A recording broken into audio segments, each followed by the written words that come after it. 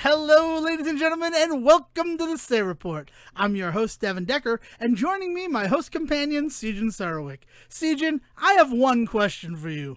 Oh, you know the foxy lady? I was about to say hello to 2023, but what are we doing? Oh, you know the foxy lady? You, you have a bit you want to roll into? Go It's ahead, not. let's It's do not this. really a bit. It's Who's this character? it Go is. ahead, introduce It's me. a What's your real name? person. We were Who? trying to find somewhere in Providence, and we stopped at a gas station and asked the guy for directions. I don't know why this popped into my head. And we stopped and asked the guy for directions. He's like, "Oh, you want to take a right, and then you want to go by big building." And my mother goes, "Oh, the foxy lady." And he goes, "Oh, you know the foxy lady? Oh, it's very easy to give directions now." So he used the foxy lady 3 times in his directions to get us where we had to go. It was an interesting night. It You're gonna was. get two kinds of people in Rhode Island. They're gonna give you directions via the Foxy Lady, or they're gonna give you directions via the local Dunkin' Donuts. I like the third variant. They are rarer these days. They're the people who give you directions via the Midland Mall, which hasn't been a mall for 20 years, let Well, no, alone the that's the Midland key. Is Mall. yeah. Well, that's the key. Is that all of these businesses have at one point or another moved buildings, and so you have to verify with them what like iteration of the building you're talking about. That's a good point. I actually think it's back to being called the Midland Commons now, but who goes on Route 2 anymore? Local references, local work. Sejohn, you wanted to say hi to 2023, even though it's our second episode this year. But it's the first one Uh, that we're recording in 2023. Yes, You get and the good point. yeah, and this is actually a show proper for 2023. That's a good point. Wait, no. We Last spent a week, lot of last episode saying goodbye to 2022. true. So, Last week and was what also stuff we did in 2023, 2023. though. It was the first last Sunday, or it wouldn't be the 8th Okay, today. so what did you done in the first 6 hours of 2023? How did you spend Wow. your first 6 hours of 2023 I was versus the mad at. first week in which I did a bunch of stuff I would like to talk about today, That's a good point. Hi, rather than 2023. argue about whether or not this is actually. You know what? It's not really an argument. It's more for me being like, "Oh yeah, we didn't record in 2023 yet," and then my mom being like, "Yeah, you did, you idiot." And so I'm having a fight with myself. You're just here, so anyone who's looking or rather listening would think I'm having a fight with you, and that's just not the case, Sejohn. I'm just being insane on a microphone, and a less professional podcaster would scrap all of this and start from the beginning. But I'm a consummate professional. You're gonna get the blood with the white, black with the white. I don't know. Well, yeah, Blood I know. The sausage blood with the white reference. things have started to get really weird. I don't want to know what bodily fluids are you getting all over this I episode. have no idea. In Exeter County, England, the UK, they put up "We bin our gum" signs on all of the trash cans, and that went about as well as you'd expect. Because gum, it's real easy to make that look like another word. And here, hi, 2023. Let's do the show. Let's get to the show. I have an Did you apo- know that they wanted to originally call Pac-Man Puck-Man, but they realized that that would make it way too easy to graffiti? Thanks, Scott. I'm glad that you could stop by the episode. The worst part about that is that gets him pussy. Well, I mean, you also have to consider that that's probably not the first time he has used that story in order to get with a woman. Yeah. Yeah, right. Like that's the thing. I don't know. I was excited when I saw Scott Pilgrim on Netflix. I thought it was like the new animated series they keep threatening us with, but really they had just changed the logo for the movie to Oh yeah, something more they've done a animated. lot. They've done a lot over the years to really marry that movie to like the books and the video game, subsequently and all that stuff. Like like which is what you should do with any IP is that you want your audience to look at your IP and wonder what part they're looking at, right? Like that it should be clear across the board. But they have done some major work over the last few years because remember when that movie first came out, it was well received amongst fans, but not a huge success. Right. I mean, it's still, I don't know if I'd consider it a huge success now. It's a The huge people who cult hit. enjoy It is a it, fantastically huge cult hit of I a don't know. movie. I feel Its like the 10-year people who enjoy anniversary it are blew the its original release out of the water. So yes, they have the actual numbers to That's show that good. it is I'm actually glad. a I'm huge. glad. Because to me, it just seems like it's the people who liked it the first time who are still talking about it. I don't Well, think that's I've just ever run because you into a new surround yourself with person. the kind of people that happen to like it the first time, Devin. I don't surround myself with any people. Thank you very much. I have an error and omission. I need to like come clean about it, and I'm dancing around it. Last week I said that the Nepo baby story was in like Variety. It was in New York Magazine, which is like why it felt like it was worth talking about. And the only reason I also bring it up is because after we posted our episode, I guess Tom Hanks listens because he Wait, decided like New York, like the New Yorker? no, You mean? New York Magazine, not the New Yorker. What the New fuck York is New York Magazine? NYM. I don't. That means nothing to me, Devin. What is New York Magazine? New York I'm Magazine. I asking. have no idea what it is. It's So, just another so it was. So magazine. it was probably a nonsense article from nowhere. I mean, it's a big enough article because we talked about it, and then Tom Hanks listened to the Say report, and then he addressed the fact that like it's a family business. So of course Colin went into it. I don't know. I like that I gave Tom Hanks got the idea from listening to us. That was my favorite part about it. I don't know what we're doing. It's been a weird week for me. I've been on Devon Decker vacation is just the nicest way that I can put what I've been doing this past week, which is I just shut my brain off and did not give a fuck about reality for the last 7 days. And it's been kind of nice. And I'm not looking forward to tomorrow. So, have you not back at work yet? No, I was back at work on Thursday, but so I got the email. The email came out on Tuesday, the big scary email that I've been dreading, which is we're back at level red for COVID transmission. So Yay. stay home, wear a mask, and all that stuff. Now I wasn't working on Tuesday. I took Tuesday and Wednesday off, to celebrate my birthday. I'm not going to work one day and then like take the Wednesday off. That'd be stupid. So I took 3 days off for my birthday and just to enjoy it. It's not like I really did anything, right? Because it's still kind of dangerous to go outside, especially when I wake up Tuesday morning just to check my work email to make sure that people know I'm not going to be there. And the email that greets me is, so we're at high transmission rates again, masks in all locations, da-da-da-da-da-da-da. So then when I go in on Thursday, is a ghost town again. I am legend once more. I guess maybe Omega Man would be better. It's just me in the building. To the fact that, like, they have lights in the main lobby of the building that I work in, and they're on a, 4-hour timer. So they'll only shut off if no one triggers the motion sensors in those 4 hours. And so I walked in, turned on the lights, and when it was time for me to leave for the day, I was the reason that those lights turned back on. So that was something. I'm sorry right? that it's been super spooky for you at work. It's not that it's been super spooky. It's just that, it didn't really, it's not like, oh, I have all this work I need to get done. It was more, I'm in the office because everybody else, intelligently, right? Like, when I was putting in for vacation time, I probably should have taken Thursday and Friday off as well, but I didn't. And honestly, sitting alone in the office, catching up on stuff, it felt pretty good.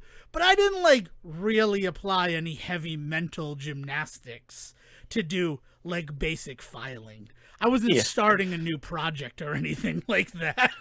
I mean, that's the thing for me is I as far as the day off concept always goes, I never want to take a day off when nobody else is going to be there. I mean, that's a waste of a day off to me because like you're saying, I can go into the office and still work at 30% capacity. Yeah. I'd rather work that day. Yeah. If it's going to be a really busy day, that's when I want to use my paid time off.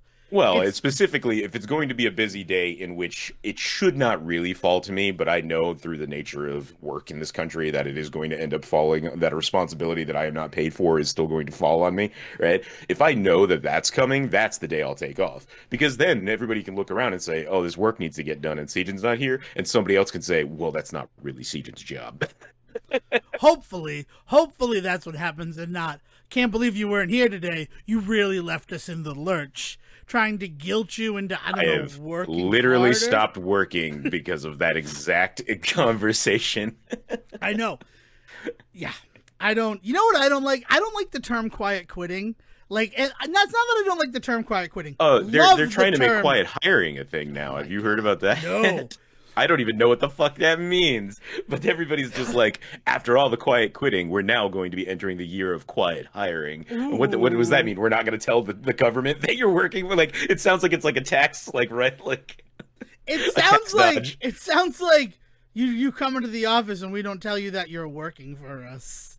Yeah. So that if it doesn't work out, we don't have to pay you.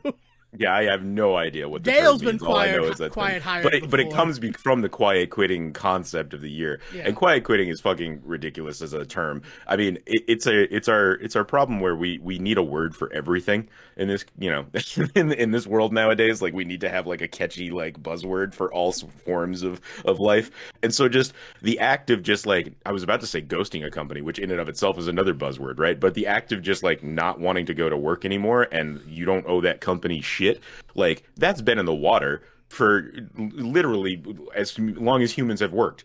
If you have a human has felt the need to walk away from a job and that job like you were so set on it that that job owed you nothing, plenty of people have just disappeared from jobs. That's just like people walk away from jobs all the time. Ideally, the situation is not so bad and you do let somebody know and you give your 2 weeks and all of that beautiful nonsense, but like that's never been guaranteed. I guess, see, so that's the thing. Like, to me, that's what quiet quitting should be. But it's society and corporations, businesses trying to get ahead of the term and, like, self-correct it so that a bunch of people don't just not show up to work. So now quiet quitting, this is based off of a Jeopardy. This was alliteration, and the answer was, what is quiet quitting? It is showing up to work and doing only the minimum of what is expected of you. Okay, And it's if like, that's what the term means, I that could also that could definitely be. that I thought should it was not just be, ghosting a company, yeah, but that's what it is. To me, that's what it I mean, is. that's also something that's also been in the water. It's the same thing. It's the same argument. It's like not wanting to do your job and deciding, well, they're gonna have to fire me. There's a we've talked about this before. There's a term for it in school because of a very prolific writer that writes about academia and the horrors therein. He coined the term the stink at the end of the hall, and that's a professor that has received tenure, and upon receiving tenure or years after receiving tenure, but essentially they can't be fired, right? Yeah. And in that realm, knowing that they are in a position where they're either can't get fired or if they do get fired, they're going to get a very nice severance package. They basically just stop doing their work and they either become detrimental to the department, which is like really problematic. Like they will actually step in and make bad policy and things like that and treat students poorly and all that. That's the nightmare scenario. The more likely scenario is that they just stop teaching. Kids will come to class, they'll cancel those classes like at the last second, so like kids will show up and there'll be no teacher, or like the teacher will show up but the work that they're giving out is like a 10 question quiz that they can just then feed into the computer to give them the proper grading. Like they don't have to do any of that shit. Like so this is also something that has also been in the water for a long time because I'm pretty sure that book was written in the like 80s 90s. Yeah, exactly. But that's the weird thing is that like that just sounds like doing a job. Going Yes. to work and doing what is expected of you, that's called working. That's not called quiet quitting. Well, it's the concept of bare minimum in that really pisses you off, right? Yeah. Like the idea being like, oh, you're just doing the bare minimum to get your paycheck. And it's like, motherfucker, that is That's what my job what is. I should do. Yeah. By doing more than what my job defines, you are immediately saying that I am the fool. Like Yeah. I am the idiot for doing more than what my job pays me to do. No, you shouldn't do that. Yeah. So, like, that's the really scary thing about it. So, quiet quitting as a term didn't really bother me. But it's now that they're trying to get ahead of it, and apparently they're trying to get so ahead of it, as you bring to us, with the term quiet hiring, of, like, we're going to hire people just to do the bare minimum, Well, I guess? so Is that yes, gonna be, like... no. I wonder if what that means is they're going to start doing the bare minimum of hiring. Well, they've already been Maybe that's doing what the that, term means. Sage. Well, as I pointed out, the quiet quitting also existed before we coined that term too. True, So true, like true. that doesn't matter. It's the new buzzword speak. It really was something, though, because to me, quiet quitting would be like, I'm going to work and, like, I'm not even trying. Like, it's not about not doing the bare minimum for me. It would be literally just showing up and like, I'm here at work. I'm at work. That's what I'm supposed to be. I'm supposed to be in this building for the next 8 hours. Well, like it's also like those stories that you hear, and I hear this a lot more in the tech world. So maybe this isn't something so obvious to the rest of the world, but like you hear these stories all the time about guys going in to jobs that require things like, for like easy example, like data entry, right? And this can be anywhere. It's not just in tech positions. It could be at a college. It could be at a grocery store. But if your job is to show up every day, sit at a computer, take numbers from one page, and then organize them onto another, a lot of people out there are pretty fucking smart at putting together automated programs that can do that work for them. And a lot of times people will find themselves in these weird positions where they're like, so I created this quick AI, like literally in a day, created an algorithm to take, data from part A and put it into part B. And so my job gets done like basically for me now. And the question is always, do I tell my higher ups? And I will tell you right now, the answer is always no, No. because think about it in like physical terms. If you figured out that somebody wanted you to physically move boxes from truck A to truck B, but you looked at the manifest and realized at some point half of the shit would have to go back to box A anyway, so you made the conscious decision to just move half of the shit instead. If a boss came by and looked at you and said, well, why have you not moved this shit? And you pointed out, well, because it's just going to have to get moved back. You should not be reprimanded in that moment. You should be celebrated for figuring this shit out. And you now have another, like, more time to go do something more important with your life. Like the fact that is, but that's not the case, right? There are definitely jobs in this world where you could definitely get called out for that. And again, this is not new, right? I think of that scene in the Phantom Toll Booth where he has to like move the grains of sand with a pair of tweezers and things like that. Like it's that bullshit, right? It's that idea, and that's been in the water now that's decades ago. But again, like as long as men have worked, as long as human have worked. I should clarify my wording. When I say man, I'm using it in the more general sense. But as long as human work, like human make work easy. Yeah. I mean, that's a really good point with the Phantom Toll Booth of it all. It's all busy work. It's why they gave us homework in school. Because, like, very rarely was homework. Like, projects were the things that were kind of meant to teach and demonstrate your knowledge of a thing. Homework was just to be like, prove to us that you can do mindless work.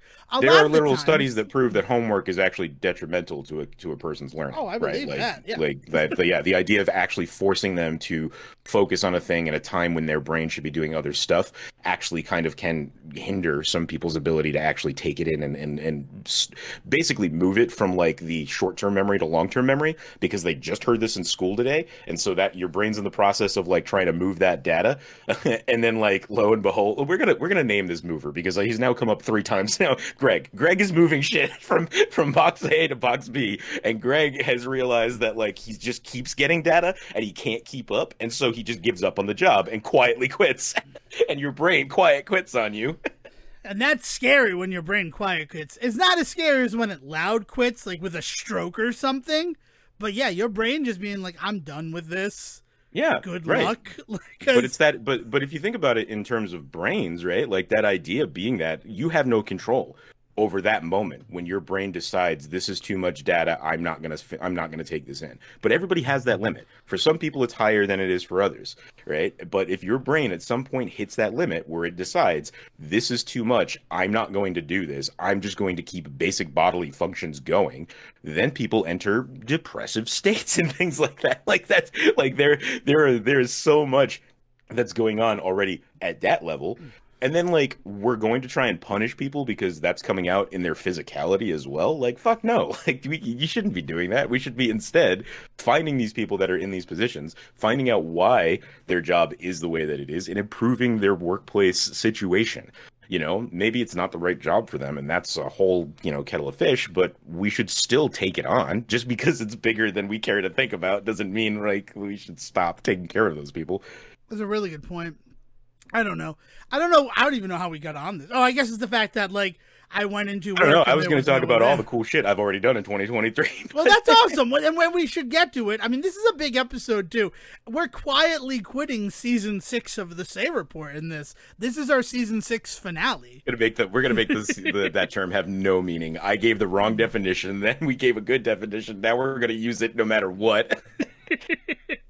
I don't know. You know what? I want to tell one story, though, while we're talking about boxes, while we're talking about Greg moving boxes. I remember the one time in my brief tenure at Walmart, which was 4 months, for anybody who needs to know how long I worked at Walmart. I worked at Walmart for 4 months, and there was one time where they needed help unloading the truck, and they're like, Devon, you have to go help unload the truck. So I did that as fast as fucking possible. And I got stopped by the people working the dock, and they're like, what are you doing? Like, you have to go slow, otherwise. And I'm like, look, I was told to unload the truck, so that's what I'm gonna do. And I was never asked to unload the truck again.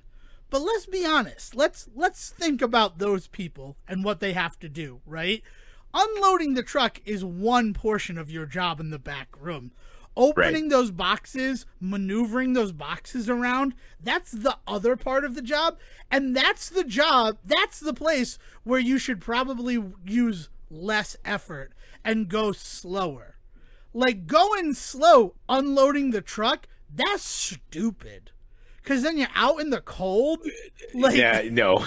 I would argue that the physical labor should be even keel across the entire thing. Well, maybe the reason those people go slow is because they do this a lot and their health is at risk. That's I would encourage people to go extremely slow as they unload trucks, because if you force yourself to go fast every time you're unloading a truck, that's going to lead to back problems, respiratory issues, especially if you're out in the cold. Like, no, go as slow as you possibly can. It's not like I was going like double speed or anything.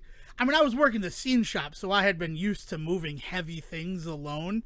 But like, plus, you don't know if they have a system in which the ways in which they do that. Like, maybe the reason they go slow is because unboxing needs to happen in a way to make room for other shit. Like, I would never walk into somebody else's job. Well, it's not like I said anything. And then when they told me to slow down, complain. Well, I slowed down when they said slow down. I just didn't get it. I'm just like, okay, but I thought you wanted to unload the truck because there's another truck that needs to come in and do it. Like, it just seems so strange to me. But you're right. Like, it wasn't my job. It's not something that I did. And it was me. I think I was 21 at the time. And a bunch of people who had probably been doing the job at least half as long as I had been alive. Yeah, like they were much older than me. But this highlights a huge issue in something like the retail space, but this happens in all jobs, where they ask somebody to pick up the slack because they feel like another group is not doing it well enough. That person who's come to pick up the slack doesn't do this job all the time. So there's a fresh-eyed take on the job that can happen in that moment, that bosses will then take that and use that as evidence that people that have been doing the job for a decade somehow are not doing it correctly, because this new guy came in and in one day was able to do all this. But what that one guy did in one day doesn't encompass the scope of 10 years of what these people have been doing. So, like, yeah, it's great. Maybe today that truck could get unloaded a little faster, and maybe they could move a little bit. But you know what? What does that mean down the line? Maybe that second truck that's coming in that they all have to unload, they now are all fucking wiped because they spent all their energy unloading the first truck too fast. Like, but the boss doesn't want to hear that. They want to hear the new guy talk about how easy it was to unload the truck, and they don't know what the guys in the back are all doing. That's a good point. Thank you for that. Thank you for the perspective. I mean, granted, I was taken aside and said, you can't work that fast, and I slowed it up. But in my head, I was just like, I don't get it. You didn't want to be doing that job because it wasn't your job. Right. Really I wanted to work in electronics. Let's be honest. Exactly. That's why I got my job. You wanted to get that truck unloaded as fast as possible to get out of doing a job that was not your job. That is what you were doing. Right. And is that bad? Like, I guess it is bad because then I'm focusing a spotlight on the other people who do the job all the time. And you're setting an unmeetable standard for these people to now have to meet every day. I'm not saying you actually did this. I want to make sure that I'm not right. No, I don't take it. Devon but like anybody in that position, I always have that moment when I walk into a new space where I've been asked to quote unquote help out with something, where my immediate first thought is, I am not here to overdo anything, because I don't know like why these people do what they do, how they do it, any of that. And to that point, like I often then eventually don't get asked to help out on a lot of things that, again, I will point out, are out of the scope of my job. I'm okay if people say, we're not going to ask Sejohn to help do this anymore because we'll just walk in and just do it. Instead, he walks in and listens to what everybody else who's already done it has to say. Fuck that guy. I like that we essentially both achieve the same thing, but in different ways. The difference being, though, You're not asked to do the job again, and it probably doesn't have a detrimental effect on the people who are already doing the job. Me coming in and like doing the job more efficiently, that will be like, well, this guy, he works in electronics. His hands have been soaking in ivory liquid, and look at what he Well, can do. and I had to learn that. Like, Yeah, I exactly. also No, had those times when I was like 20 years old, working third shift at CVS, and blown out at a larger scale. Right, this is a larger issue here. Is like I took this job, third shift at a CVS, and I was one of two workers that were there that night, like on nights. First of all, that's fucking ridiculous. We'd unload an entire truck by ourselves, and I'd be responsible for the entire front of store, while the other person was responsible for getting all of the stuff in the storeroom organized. I'd be responsible for taking everything off of the truck and putting it on the actual shelves. Huge amount of work in an unsafe environment, right off of the highway, working at 3 o'clock in the morning. I am 19 years old, like just willing to do this. And I'm getting the job done. And I'm constantly getting compliments because the person before me seemed to not be doing this job as well as me. This is everything that I'm being told at the time. I now sit here at 35 and look back and realize I had to quit that job after 3 months because of burnout. And the reason that the person before me was not doing as quote unquote good of a job as me was because they were fucking pacing themselves. They had been in the job for 10 years. And they didn't want to do what I had done, and that was not be able to work after 3 months because I could not show up to another night at that job. I was scared, I was alone, I was tired. I drive home at 6 o'clock in the morning falling asleep. It was not safe, the ways in which I was forcing myself to do that. But I didn't recognize that at the time. And CVS, I'm just gonna keep calling them out because they don't fucking sponsor us and never will. But like they didn't do anything to help me in that regard. And in fact, a lot of the other kids, because it was all kids that worked there, besides the couple of managers that I worked with, it was all high schoolers. Like they were able to either cut it at that job and then like they just kept on fucking going and then they all burned themselves out, or people very quickly were like, I'm not gonna go work for CVS. And I now have the benefit of 15 years later to look back and be like, yeah, I was fucking stupid. I should have paced myself. I shouldn't have been trying to impress people at that job. I mean, I was just a clerk at CVS. What was I hoping? Was I was going to run a CVS one day? No, fuck that. I was just there for a summer gig. Like, it's ridiculous the ways in which I pushed myself just for the gratification of a manager patting me on the head and telling me how much better I was than other employees, only to find out 15 years later that I wasn't any better as a human than these other employees. I was just a better worker drone than I was any of those employees. And that sucks because I hurt myself. I probably did damage to the ways in which they looked at other workers at the time there. Like there's all sorts of shit that like I just didn't really consider at the time. So like I haven't come to this like anti-work mentality like just naturally. Like I had to grow into it. yeah, I mean, and I'm glad that you have, right? Because being that little worker bee and still doing that stuff, all I know, I mean, like I got there relatively quickly, and I will blame my 2 months at Best Buy. God, Best Buy. I'm sorry that I only gave you 2 months of my life, but also not really. Like looking back No. at it now. Best Buy was one of the biggest black holes for like 20-year-old white dudes ever as far as like job and career aspirations go. Yeah, that's a good point. I guess it's one of those situations where, like, I had worked at the rental store, so there was no judgment, right? I worked at Blockbuster, and my job after Blockbuster fired me because a girl who didn't like me became the manager, and her first job was, you're fired. Really, that was kind of a quiet firing, if I'll be honest. She just stopped giving me shifts. There you go. That's a thing. Yeah, there it is. You're not fired. We're just not going to put you on the We're just schedule not going to anymore. give you Quiet shifts anymore. firing. Yeah, it works. Anything can be quiet, guys. Maybe quiet hiring is we're just going to hire you and not tell you. So now you're on, and then you start getting phone calls from the fucking pharmacy down the street being like, "Excuse me, but you're supposed to be here," and you're just like, "Who the fuck are you?" Wait, I don't work for you. Quiet Not hiring according is to just this a dystopian paperwork. future of America. It's like the government has assigned you to this job. We paid you these wages. I never got those wages. Well, we have a record of paying you, and now you have to pay us back with the interest. We put it into a bank account in your name. No worries. We just used your social security number to set it up. Because you gave it to us. because Well, that's how you gave it hiring to works. you gave it to Taco Bell when you signed up on an application 20 years ago, and it's just been sitting in Yum Brand's files for 20 years, and now hey, you got a job as an executive at Pepsi, but also you owe us $300,000. What? You have a job as an executive at Pepsi, but you haven't paid the IRS for any of that income that we've been putting into that account, slowly cycling out into a larger account where we're gaining interest, and then taking that interest and reinvesting it into the company. And then paying the money back so that it all looks clean in the books. Yeah. Oh my God, quiet hiring could be the scariest thing in the world. Exactly. Holy shit. Specifically because we don't know what the fuck it is, but it's just a word being used. Yeah. This is why buzzwords work, man, is that they strike emotion into you, and whether that emotion is fear or joy doesn't matter. But yeah, so I go to Best Buy from Blockbuster, and all I want to work in is the media department, which is your CDs, your video games, and your DVDs. Mm-hmm. Yeah, That's all where I anybody wants to work. right? Yeah. But Best Buy, a lot of double B's here. Let's hope I can keep it straight.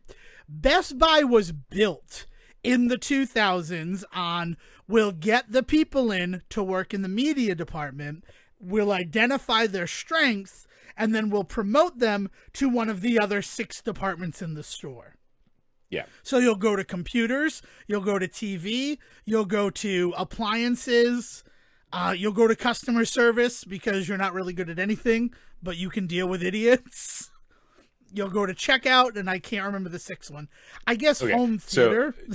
Yeah, so I do have a definition for quiet hiring whenever you're ready. Oh, okay. It's even scarier than we thought. Cool. Let's Because actually, it kind of goes along with what you're talking about. Wow. Quiet hiring is when an organization acquires. This is I should report. This is from Business Report, which comes out of the Baton Rouge newspaper. I fucking love it. I seriously, I love when good newspapers are actually able to find their way to me because it's so rare. Quiet hiring, according to them, is when an organization acquires new skills without actually hiring new full-time employees. So to what you're saying is let's hire a bunch of people to do one job, and then let's bring in like one specialist to like train them all up on another job. And when you're hired, you're kind of the vague wording of your hiring implies that there will be new skills that you will acquire, and they make it seem like that's a benefit of the job, like acquire new skills. But then what they get to lean on is when you say, hey, this wasn't in my job description when you hired me, they could point at that exact thing and say, you have acquired a new skill that we just weren't prepared for at the time. So like we have fulfilled our part of the contract, and now you have to do this other thing in your job. But quiet hiring is when an organization basically upgrades all of their current employees to doing more work without having to hire more people. Wow. That's not as dystopian as we're going to use the Social Security information that you gave us when you applied to work as a cashier Well, at no, Taco Bell. but it's scarier to me because of the yeah. fact that like I get it, and I get how that can happen and see it happening, and that is upsetting, right? Because like you should be able and this is why unions are important, people. I will always put that foot down when I can, but like you should always be in a position where you can point to a written contract of your exact responsibilities, and you can say this is not a listed responsibility. That should always be the case in any situation that you're in, whether that's like and you know we like to lean back on quote unquote social contracts, right? But whether that's a relationship you're in where you go, hey, this should not be expected of me because like we have a written understanding of this, and like I don't mean like you're fucking like, you know, you fall in love and all that. I mean like if you decide to buy land with your dad, like you and your dad are close, but like you should also have a written contract between the two of you that dictates this stuff, so that when shit inevitably has to kind of go south, because it always does in business, like you can point to it and say, I love you, but this is the written word, right? Like that kind of stuff should exist in all situations that have to involve money, right? Like that's the big thing. Is any type of currency is involved, that is the second you should get very specific shit written down on paper. True. He's not wrong. Listen to Sejohn on this one. He's staring you in the right direction. But to what you were saying about Best Buy is they very purposely would hire for this very easy to get into a situation where you just have to put DVDs on a shelf, and then they would take you and they would quote unquote train you to work the other departments and then move you. And I bet you 9 times out of 10, if it came with a raise, that raise was all of like 20 cents. if it came with a raise. Because Well, I know a lot of guys that worked at Best Buy that did exactly what you're talking about. They moved from like their that section to like selling computers, or God forbid worked for like the Magnolia section or the Geek Squad, and their pay didn't go up right away. They got promised that there was a higher ceiling for potential pay, but their pay specifically never went up. but they still were at probably minimum. I think Yeah. I was able to get like a quarter over minimum because of my like experience at Blockbuster. And I don't Oh, know boys, about did you step foot in a college? Here's 5 extra cents every week. It's like, thanks, guys. Thanks, you assholes. but that was such a weird job because my manager hated that I had no desire to go anywhere else. Yeah. He's just like, why don't you want? I'm like, this is what I got hired. I love media. I want to work in the media section. And every other section liked me because they finally had someone in the media section who understood how to identify what someone else needed and shuffle them towards that. Because they, as much as they want to do that to their employees, they also very much want to do that with the customer. And since most people go to Best Buy to like buy the new Tom Cruise movie, I'd be standing there and I'd be like, oh, you're picking up Live, Die, Repeat, which is not the name of it. You're picking up Edge of Tomorrow. And then It I'd is get the name into of a it. conversation. Keep going. That is the name of it. Keep moving forward. I don't know. It's Edge of Tomorrow. I'm not doing this fight. It's not a fight because the title of that fucking story is Live, Die, Repeat. They But keep changed going. it after the fact. I know they did. That's my point. They changed it after. Oh my god. Anywho, so Edge of Tomorrow, I'd strike up a conversation and I'd get the person to say like, yeah, I'm excited about my TV. And I'd be like, oh, you know who's really good with TVs? And then I would do it. And then we'd like a $15 DVD would turn into a $400 home theater upgrade. And I never wanted anything from that. Like, I totally understood talking about like soldier in the field syndrome again, right? Like, I'm a little worker bee, that my job is to just be in the DVD section, identify ways that we can milk more money from these customers, and then send them over to the farmer to grab on those teats and start pulling. Oh, I hate the visual that I just put into my own but the mind. concept of upselling is what you're Yeah. talking about, right? Like, is you needed to upsell shit, and you needed to see, and the beauty is that you were working in a structure where you had the choice, whether your boss liked it or not. You had the ability, let's put it that way, to send them to somebody else. You could say you should also talk to this person to get the best sound quality out of this 4K DVD that you're buying today, or whatever fucking. Yeah. Like, right, but that's not what they wanted you to do. They wanted you to be with the customer the entire way, and that's like a whole other philosophy. But all of this comes from the whole idea of the business philosophy that you should always be improving as an individual, as a company, right? Like as a brand, like you should always be quote unquote moving forward, which they use that term moving forward, but they don't necessarily mean like progress, like moving forward in any direction. They mean a very specific direction. You should be making more money. And then and that's part of why your manager was like flabbergasted by you coming in and not wanting to do that, because their entire model, not like when I say business model, I don't mean just like making money business model. I mean tip to toe the ways that employees are trained and treated, the ways that customers are considered in the whole picture. All of this is painted by the business model of like we should be making more money, right? And so that idea being that you as a person coming in, like an individual coming in and being like, no, I don't really need to move up in any one particular direction. Even up should have quotes around it, but like I don't really want to move in any particular direction. I'd like to keep doing this thing. It completely throws a wrench into that entire fucking process. So, like, part of the reason why your manager probably was so irked by your attitude with that, and this is not justifying your manager's attitude in any way, but it probably was because they literally didn't know how to do their job in dealing with you, because everything in their job was predicated on the nature of getting you into a different position. So it probably just, like, it pissed them off because you put them in a position where they felt like they couldn't do what was responsible for them so that they could move up in their position. You know what I mean? Well, And I mean, again, that doesn't forgive them for being fucking assholes, but that's exactly where the mentality comes from. so it comes from two places. I can definitely, one thing, I think he was jealous of the fact that it came so easily to me to be able to pass it off to the other departments. Cause like that was the gig. The gig was to basically be the net and then sort it out I to think where they have to jealousy, be. I do think jealousy is an easy thing to fall back on, and I think a lot of people in the world right now look at their higher ups and think, well, they're just jealous of the freedoms that I have.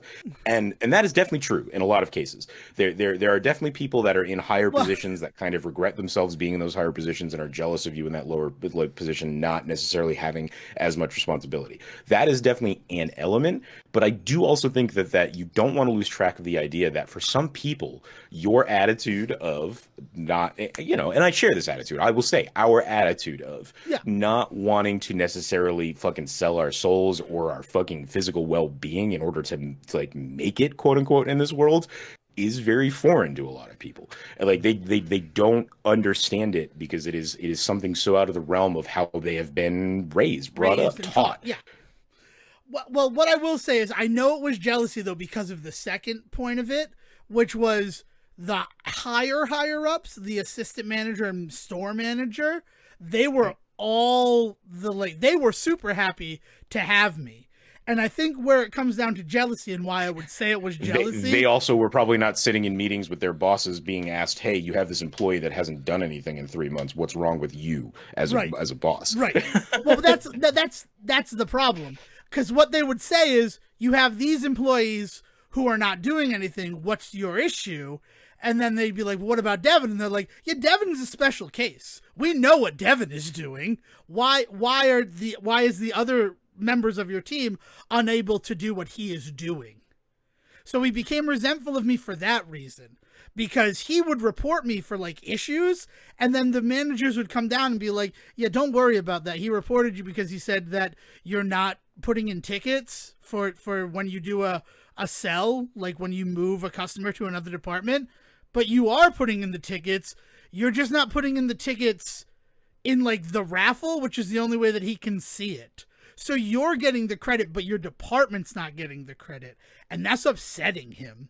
But please continue to And do the again, job it was that you're probably doing. upsetting him because he probably had some bigger asshole Yeah. riding his asshole Yeah. about how there was not enough tickets getting put into the raffle. Like, probably the same guy. The same guy Yeah. coming to you telling you not to worry was probably also the same guy going into a meeting with him next, telling him what a fucking idiot he was for not forcing you to do more work. I mean, I was doing a lot of work. I don't know. It's a weird one. As It's the a guy long that time has ago. found himself in a unpaid middle management position because I was still not middle management on paper, and then Oh, I've been again, part of there. the reason why I walked away, I caught so much shit for guys that were getting away with things, not just guys, people that were getting away with things, and then when I would go to them, they would say, "Well, the person that you just said told you I'm getting away with stuff is the one that gave me permission to do it." It is a fucking game. It's fucking bullshit. Because like again, those same guys that were coming to you telling you not to worry were probably also sitting in meetings reprimanding him for not enough people putting their information in the raffle. Like that's the sad twisted tale of the whole thing. Wow. I guess I never really saw that side of it. All I know is that my No, you manager, wouldn't. They wouldn't want you they to wouldn't see want that me to. side of That's it. true. But when it No. came down to, I ended up having to quit the job because on my first day, sophomore year in college, I got put on as a stage manager for my stage management class. And like, here's the thing. I don't like to speak ill of where we went to school and what we did there. It was fucked up because they wanted you to dedicate 100% of yourself to a fucking state-run theater program. They did not want you to have any other life. And honestly, that's unfair to ask of certain individuals who are attending university. I know that I it needs to appreciate be that number mentality, one, but and like, and it's definitely correct. I will say that that's not unique to you or I. Like that's that good to is know. across the board. The problem is with state-run arts programs, and this is true not just of theater, but of arts and music and everything. State-run arts programs that are not private schools are in a position where they need to treat themselves as if they are private schools in order for their students to be able to, in the real world, compete with private school students. Because as much as like it sucks that they basically ran URI like it was a conservatory, but without any of the like financial backing for that, if it wasn't for the education and time and resume that I came out of URI with, I would not have stood a chance in the world against anybody that had gone to Emerson. Berkeley. You know what I mean? Like there were so many schools around us at URI that were private schools that were producing art as well. And the fact that URI was able to keep up with them was only due to the fact in which the ways in which they rode their students like they were at conservatory. And I don't agree with that. Like there's a reason why somebody chooses a state school over anything else. But the problem comes when again the bigger asshole comes in the room and goes, "Hey, none of our students seem to be getting into any of the local theater. What's going on? They're all going to all these private school kids." And so the public school is then forced to treat their kids like they're in a private school, and this is true in high schools too, right? Is like there is this larger bit that comes in, this larger face that comes in, and says like, "Hey, these kids are not up to snuff." But the up to snuff is being compared to kids that are like dedicating all of their time specifically to this, right? And yeah, it's something that I learned when I went to grad school and saw other public school kids that had been to schools not like you or I and didn't have the resume, didn't have the experience, didn't have the background, couldn't keep up. And I was like, oh shit, like I'm one of the few people here that didn't go to like a private school beforehand. It was crazy, and it was all because of URI. And again, I don't agree with that. I don't think that they should ride their students as much as they are. But the reason where that comes from, or where that comes from, is because they're treating their students like it's a private school in order to keep up with all of the private schools in the area. You're less than 1,000 miles from New York City. Like if you want to be a theater program, you need to behave that way, and that's bullshit. Yeah, I mean, I guess that's true because you talk about everything on your resume and it helping you going forward. I was essentially cast out from URI Theater my senior year. We've talked about it briefly about how that happened. I never use that resume. I use my actual production resume and the things that I worked on while I was in school, and then they're just happy to see that I have a diploma. Yeah. And that's so strange to me because it must have been like God, 8 years after we graduated where I was speaking with somebody who was in URI because I was working on like an independent film in town. And she's like, I need to keep this under the DL because if URI finds out that I'm working on an independent film, like I will be in trouble.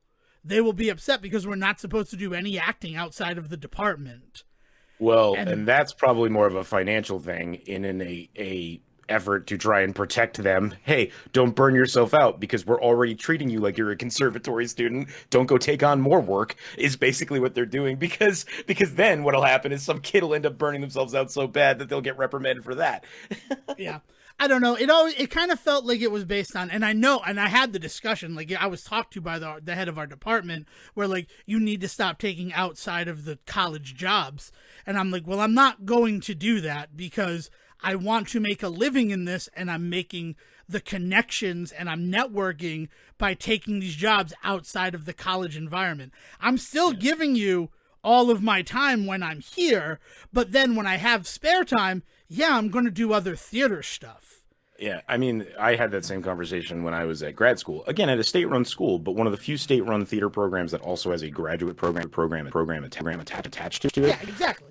And so like again, they decided to BGSU is who I'm talking about for anybody that's not aware of my background. Like they treated their students like it was almost a conservatory at that level, especially because they had the whole grad student aspect to it, and there was this whole kind of attitude of the ways in which that program was run that completely kind of steamrolled any kid's chance of like having a normal life or like a healthy life outside of it, and they would come down hard on kids that were outside of school. And again, the part of that was financial. Hey, we're already paying you money to work for us, and like we're paying you supposedly enough money to work for us and survive. You shouldn't have to work is kind of the ways that they would first approach it, and then eventually they would come to you and be like, hey, you need to stop doing this because if you get hurt in some fashion, this is going to come back bad on us. And the truth is that now here I sit 5 years out of grad school looking back and thinking about the fact that I was dedicating 10 hours a day to being in grad school, supposedly 4 hours out of the 4 days out of the week, but really it was more like 5 or 6, depending on what was going on.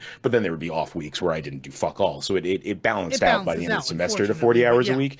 But that idea being that if I'm dedicating 10 hours a day to that, and then I take on a second job, and that second job could possibly demand up to 8 to 10 hours a day for me, I'd be working 20 hours a day. That's fucking nuts. It's fucking nuts, but it's also theater. I mean, one of the reasons why It doesn't have to be though, and that's the point, right? Is like you say that, and that becomes like a forgive all for everybody in that situation, and like fuck that. No, theater should not be that way. theater should not be that way, but I think about like the reason why I don't work in it anymore as much as like, yes, they eliminated being manager of the comedy club on Carnival when they took George Lopez in and automated the whole system, which is fine. But at the same time, while I did that job, like my normal day was 14 hours, 7 days a week, because I was on a floating city as one of the only people who knew how to do like technical theater stuff. Yeah. And like, and that is what theater has always appeared to be to me. So when it came down to it, and I'm just like, there's no benefit to this life. I want a 9 to 5 job where I'm working 8 hours and then the rest of my time is mine. Like, that was appealing to me.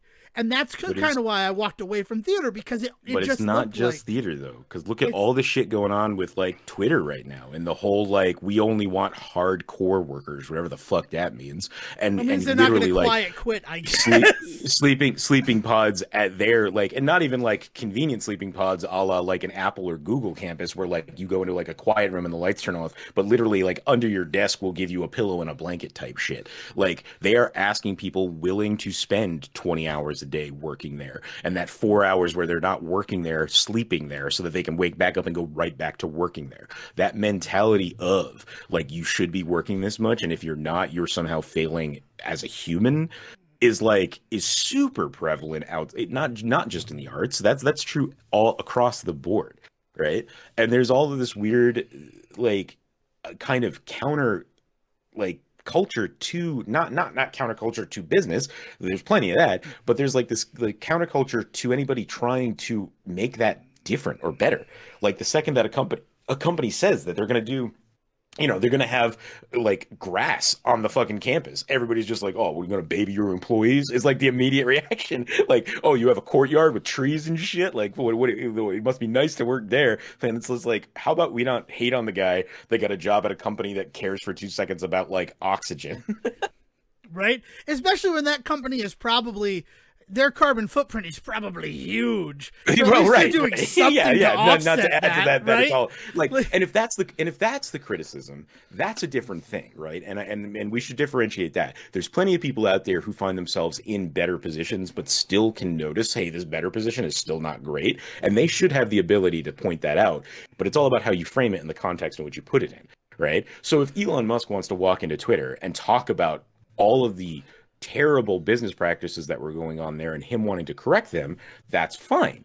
And his actions should then support that. The problem comes is that he talks a lot of that game, but then like a lot of the stuff that we see coming out of it is guys being asked to work like, 16-hour days and sleep under their desks. That doesn't work, right? You don't get to walk in and talk about what a poorly run company Twitter is, and then run it like like a fucking like 1900s like plantation owner or something. Like what the fuck are you doing? Like Plantation owner was a good metaphor there with Elon Musk. I was also thinking of the Industrial Revolution, where it was children. Just or I was like, going to say diamond mine would have been the other thing. That emerald mine. It's an emerald mine specifically that his father owns. Yeah, if you're gonna get if you're gonna get his slave history correct, you have to Basically, he's Glomgold, right? Like well, he's a that's a South whole other. African millionaire. Luckily, And- we actually have a complete other character now to refer to in the DuckTales universe for that. But Which yeah, would be Mark Beeks. But the fact that it's just the fact that Glomgold in the comics, in the original comics, was the South African millionaire who really was fueled by jealousy and envy of other millionaires. And then like Elon Musk's like, that's the person I aspire to be like. he's my favorite Disney character. I want to be Flintheart Glomgold. Oh man, And he's kind of done it. Yeah, Mark Beeks. The fact that Mark Beeks exists is a thing, but Mark Beeks is very, very much cut from the cloth of the Facebook guy whose name I was hoping would come to me, and it just Zuckerberg. Mark Zuckerberg. Yeah. No, there's definitely a lot. He represents more than just Elon Musk. There's definitely a whole attitude of the whole thing, but they definitely make like Cybertruck jokes and shit like that with him. So like, there's definitely also Elon Musk in that character. But as far as like real world Elon Musk, he is much closer to a Glomgold for sure. Yeah, I mean, it's just hilarious to me. Like every time I hear this stuff, and I'm just like, this is just Glomgold. Exactly. All right. So I guess 7 more minutes to talk about just nasty dystopian stuff. If there's anything else you want to do there, or we can shift gears right now and just like try to do an hour of happiness. And I apologize for this. I will be the person who takes full responsibility for this hour of like despair. It's been a difficult week, and I kind of have to just psych myself up for just going back into reality. Being on vacation, like having no responsibilities, kind of felt like I had unhooked from the Matrix. And what I will be doing tomorrow is replugging back in. And not like in the fun way where Tank's at the computer and like Cypher's there being an asshole, but like I'm getting back into a pod to just be in a battery for the machines. That's what tomorrow is. And I'm not looking forward to that. Yeah, and a machine that does not seem to fucking care or recognize the like physical risk that you were putting yourself out for being in the real world. Like the fact that we are back in the red, or at least Rhode Island is terrifying. Yeah, it was not a fun thing. And then I have a guy come in wearing a mask who's like, yeah, I had COVID over Christmas. And I'm like, cool. Thanks for coming in and just sharing that information with me.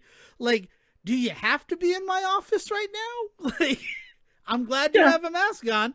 I have a mask on, but at the same time, like, I just don't know, man. I mean, didn't you hear Joe Rogan? He told us all that masks of any kind over your face to protect others from illness is basically the equivalent of MAGA hats. So, like, you're just virtue signaling, Dev. Jesus, this guy. Yeah, I don't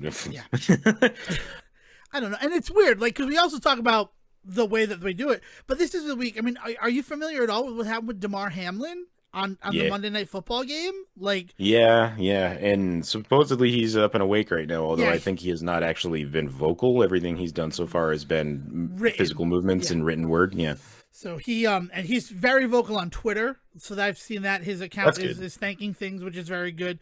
But to watch that 24-year-old guy have that cardiac arrest in that moment, and just like the whole world was watching in this weird way. I don't know if you had the game on, but like we had switched back from like Jeopardy. Jeopardy ended, and then the game was on, and then we're gonna watch it, and everybody's just on the field, and it's like, what the fuck happened? And it was like, and this is the scene. So I was just transfixed to the television. Like, I finally understood those people who just had to keep watching the 9/11 footage.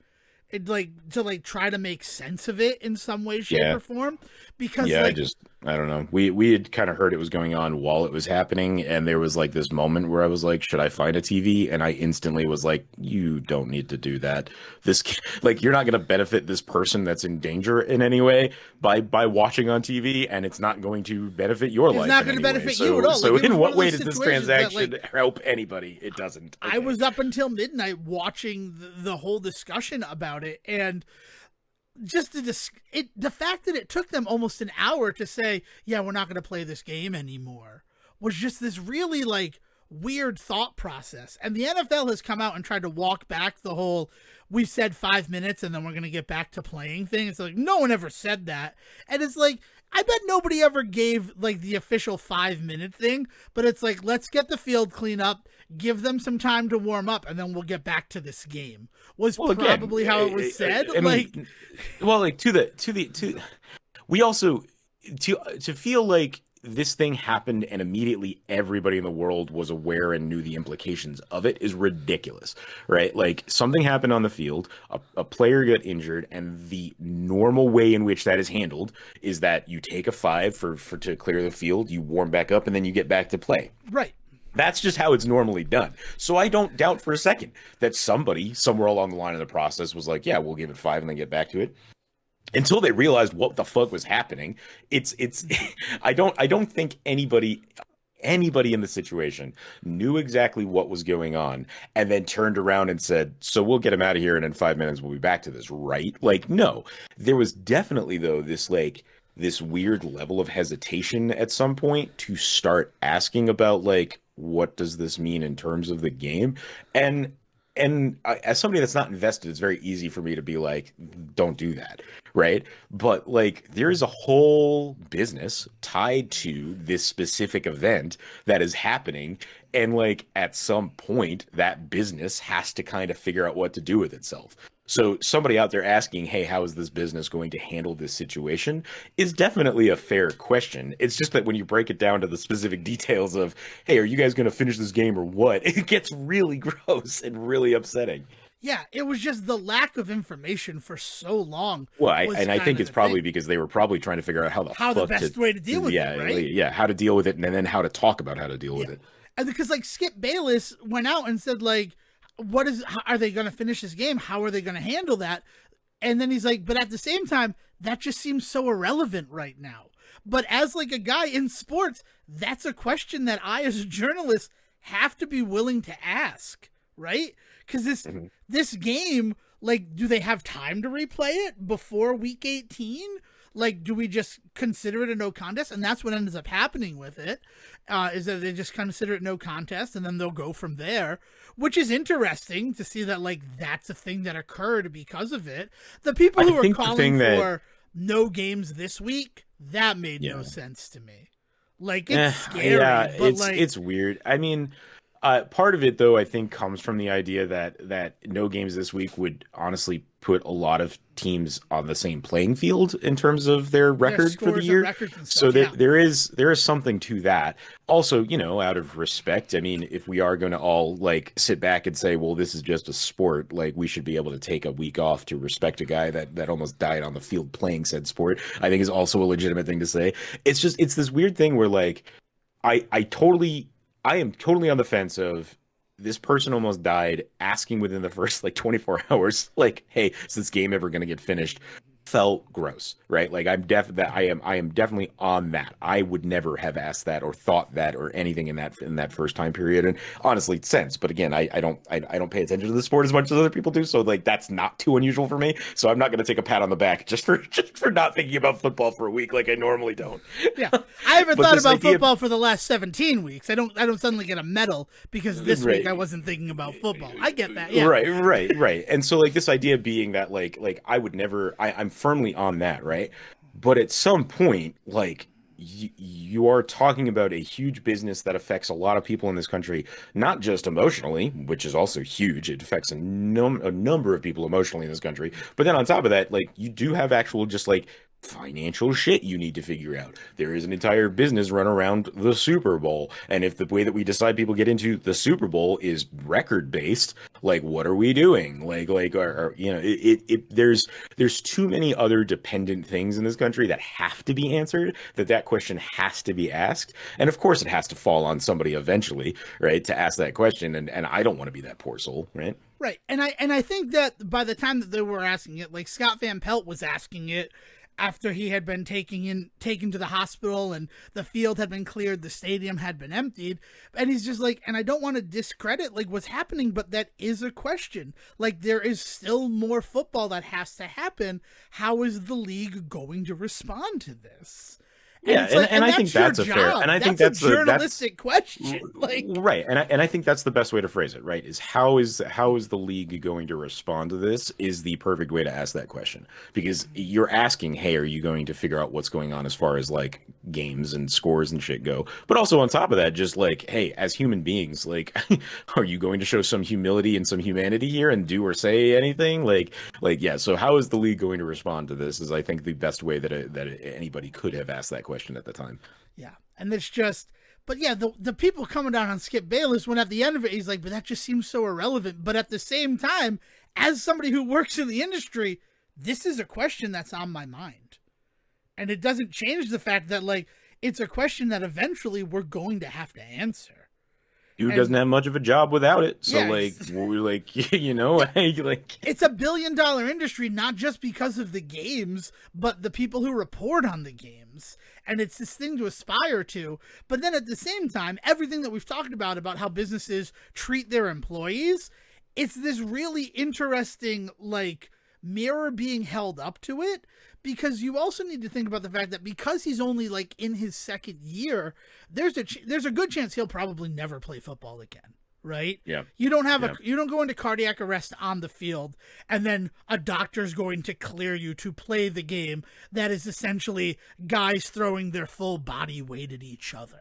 I mean, Right? like, even if you found a doctor, because I don't doubt you could find a doctor to give you the all clear to get back on the field. I mean, you have to also wonder, grossly from a business perspective, like, do we want to be the ones responsible for killing this man eventually when he goes out on that field and has another one of the so even if he does get the all clear from a doctor, because I don't doubt that that'll happen eventually. I do think there's also going to be a conversation of, yeah, but is it still worth the risk? I mean, ideally, right? Any doctor in a position of power, right? Just because he can find a doctor that says he's okay to play doesn't mean that they're one that the NFL is going to recognize. Right. But ideally, anyone that he finds a doctor, any doctor that he finds will tell him, no, don't do this anymore. Like that's what you hope will happen, right? I wouldn't put it past the NFL to find some way to justify putting him back on the field if they want to. I don't know if they want to, is where I'm at. Yeah, I don't think that they would want to because, like, I've seen concussion. I know that team doctors were writing people off. I mean, look at what's going on with Tua in Miami. Like, he Yeah. clearly had a concussion, and they put him back out on the field. I Like, mean, look at anything that happened over the past 2 years with Herschel Walker, right? Like, yeah, I mean, if there was ever any evidence that we need to revisit some of the health issues with sports, like that motherfucker highlighted all of them. But like that, there is, and so there's this element to it where as somebody that wants to support all of this shit, knowing businesses, all this gross stuff, everything we've been talking about for the last hour, it really comes down to some of the stuff that like you know, when we hear these guys talk about like we're going to strike for a week because the health insurance isn't there. Like 2015, 2016 when they did that, right? yep. Where the NFL teams went on strike because they felt like they were not being supported enough in this regard. Like this is, you know, this is the prime time to to point at that sort of stuff. Like what kind of position is this guy going to be in? He's been promised the world and brought on this team, and then here we are, like it's his second season, and as you said, he's probably never going to play again. And What kind of options does this guy have going forward in his life? You I know, mean, he'll probably not make another dollar from the NFL. Anything that he's made has already been like signing bonuses or things like that because he won't be able to fulfill his contract if he never plays again. I don't know though. If Yeah, they could do, they it's could. not been unheard of in the NFL, depending on how, you know, how things shake out. Like this would be a prime time for somebody to sign him and then bench him indefinitely. And he can still make six figures a year just by the mere sheer fact that the NFL fucking owes it to him at this point. Right. And that's what you ideally would want to see happen. But there's also the fact that if that doesn't happen, because he's only been in the league for 2 years, all the benefits, like health benefits that they were on strike for, he doesn't qualify for them. Yeah. And ever since they got those benefits, they have been rapidly like cut and diminished for what they're actually providing to non-players who are no longer with the league. So it's just like I mean, and so the question becomes: is he that. right? So the question is he a team member that is technically not benched? Like to be as specific as possible, he should be put on the injured list, right? And if he's a player but on the injured list, that means that he is technically an active player and should still be getting paid. It just means that he is not cleared to get on the actual field, right? And that is And I think he'd ideal have like situation. practice requirements and things like that. It's not Right. like he could sit at home and just be collecting that paycheck. He would be expected to attend practices And events like, and stuff. yeah. Yeah, exactly. There is that element to it, right? And this is what I mean by it. It's like there's so much bullshit wrapped up in this, and like as far as like the businessy financial side of it, that unfortunately we can't let a dude that just had a heart attack on the field get a fucking moment's rest before we ask the question, like how does this affect the rest of us? Because Right. so many people are tied to these individuals and what they do. Right. And we're recording this on Sunday, right? And the games have not even started. They don't start until 1 p.m., 1:30 p.m. Eastern time. But if something were to happen to somebody else along the same lines as it, because this is also not the first example of cardiac arrest in the worlds of sporting this year. Like, there's been a bunch of just unexplained heart attacks happening in sports. Tennis players, specifically. Yeah, right? So, like, if something were to happen to somebody, God forbid, today, right? And we don't know. And if something did happen, I'm sorry. I don't want to be the prolific guy. That's not what I want to be known for. But if something were to happen, then, like, are they going to handle it better? Like, have they already looked at their protocols so that they can avoid what happened on Monday night?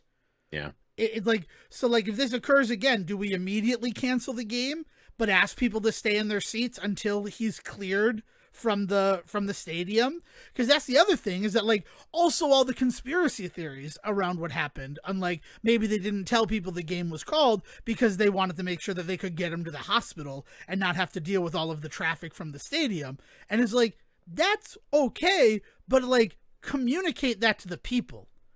Like, or like, we're not letting people out yet until this. It just seems so strange. Yeah. No, so, like, I don't know. I don't really want to give too much credence to that nonsense, because it does seem like nonsense. Although if somebody came forward and said, I made the call to not call the game canceled so that we could make sure he got to the hospital, I'd give that guy a fucking medal, because he's not wrong. Even if they were as clear as possible of, hey, don't leave your seats, we need to make sure an ambulance can get in, that ain't going to stop some people. And at a football game, you've got a large enough number of people that some people could mean enough people to fuck up an ambulance getting in to get this guy. So, like, I think that if somebody, let me put it this way, if that did actually happen, that's not like a scary conspiracy theory to me. That means somebody there was on the fucking ball, actually paying attention to what was going on. Right. And that's what I want to believe. That's why I want to believe something like that. Like, because that person would be a hero. That person who's like, we can't say the game is canceled yet because all of the people will be rushing and getting in our way. Right? But it's like, but now that that's out there and it's discussed, like, you have to put those protocols into play. And the only reason why I would have advocated for not having games this week is so that you can have time to develop protocols if, God forbid, something like this were to ever happen again. Yeah, I don't know. It's weird to ask. It's weird to ask that the NFL not have games this week. It'd be a different thing if somebody from the NFL came forward and suggested it. But any fan out there that's just like, like we should do it this way in order to, I don't know, make things. The only thing I can assume is that comes from a notion of wanting to literally even the playing field, right? Like to make sure that everybody is getting an off week this week, right? It just seems like the only reason why that might be a possibility. And I can't think of any other reason why you would not continue to play football this week. I mean, unless everybody suddenly grew a conscience and didn't want to put these guys in physical danger just to pay them money. Right? Like that would be nice. That is a whole other conversation that I really would love to entertain with somebody. Yeah. I mean, the thing is that by being the Monday night game, it was the last game of week 17. So that doesn't put everybody on an even playing field. Everybody's on the even playing field starting with week 18. Nobody has played a single game. Right. So it's not like, well, they didn't have to play a game, why should we have to play the game? It's like, no, the way that it worked out is the way it worked out. I don't know. It's just something, and it's been something that's been weighing on my mind. I will admit that, because it really shined a light on this industry that, is just such a big part of our nation. Like you said, there's a lot of emotion tied into it. There's shit tons of money tied into it. And yeah, so I guess that's it. That's the last, like, really depressing thing that I wanted to talk about. I think I have to change the title of this episode is the thing that I have to admit, because I had a really good bit that I wanted to go into. I don't know any other podcast that thinks of titles before they record, so I'm okay with you doing whatever you want, Dev. I know that, Sage. I think it'll work out. Don't worry. It's just one of those situations where I want to set a bar that you want to aim for, and then you walk in a completely different direction every week. So I don't know why you keep doing this to yourself. It's fun. I guess that's why I like to do it. It's like, maybe if I can hit this bar, it'll be okay. But then it doesn't. I wanted to talk about the 30th anniversary celebration of Beauty and the Beast, because you were excited about it last week. So it did get me off my ass to sit down on my ass and watch it. Hmm. and I enjoyed it. I didn't really like Shania Twain's Beauty and the Beast. I'm just gonna have to Oh, say that. That's gonna be. It was. I don't know. It just. I wanted to like it. Like I went in with an open mind, but it didn't connect with me. But a lot of the other stuff really did.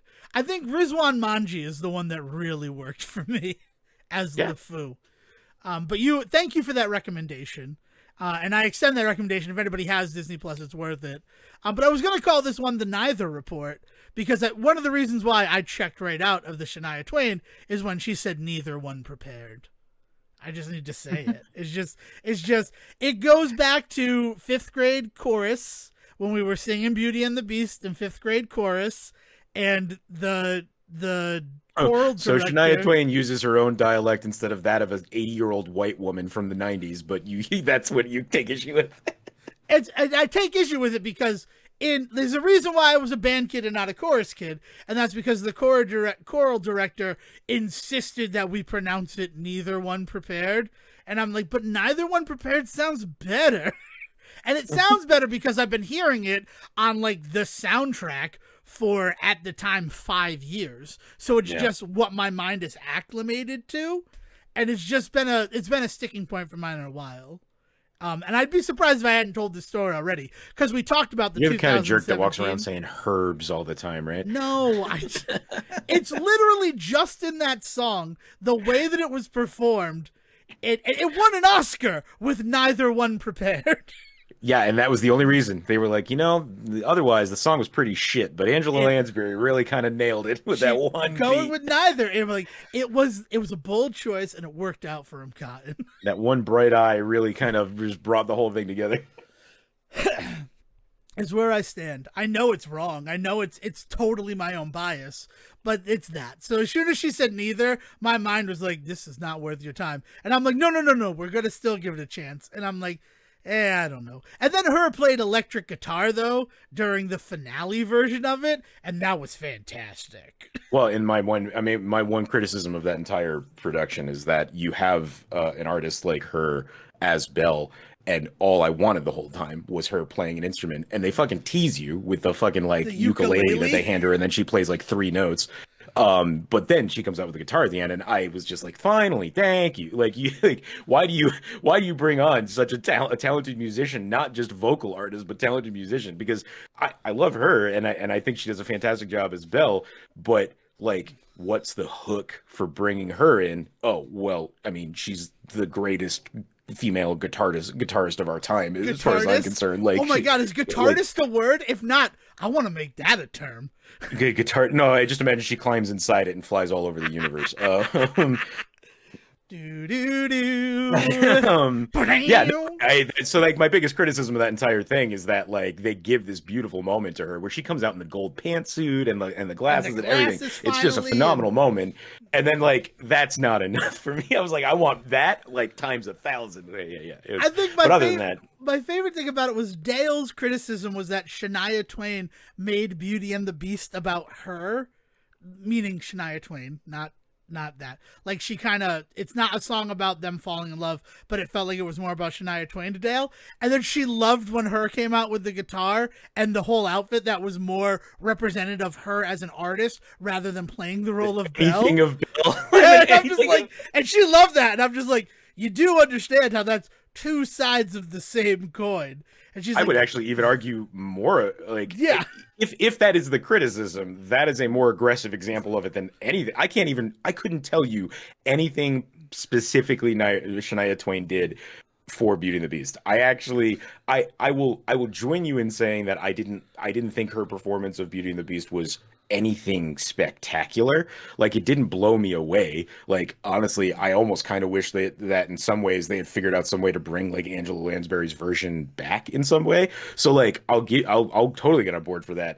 To the point being, I don't know what you could mean by Shania Twain made that song more like about Shania Twain, because I feel like she didn't do much of anything with it. Yeah.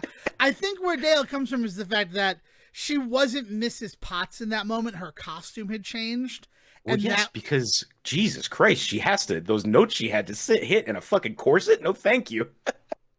but I think that's where it comes from is the fact that she doesn't look like a teapot in this moment. And it's like, oh, okay. Yeah, not never mind. Alan Menken literally sitting 5 feet away from her at a piano, which Alan Menken wasn't in the original version either. Should I be shitty about that? It was cool that Alan Menken was there. I'll be I honest. yes, it was. It was very cool that Alan Menken was there. It was also very cool that Shania Twain got to, as a female performer, get to choose to maybe not be in a fucking gaudy ass dress that was restricting her breathing while she sang. You can't say that what she wore was not a gaudy ass dress, though.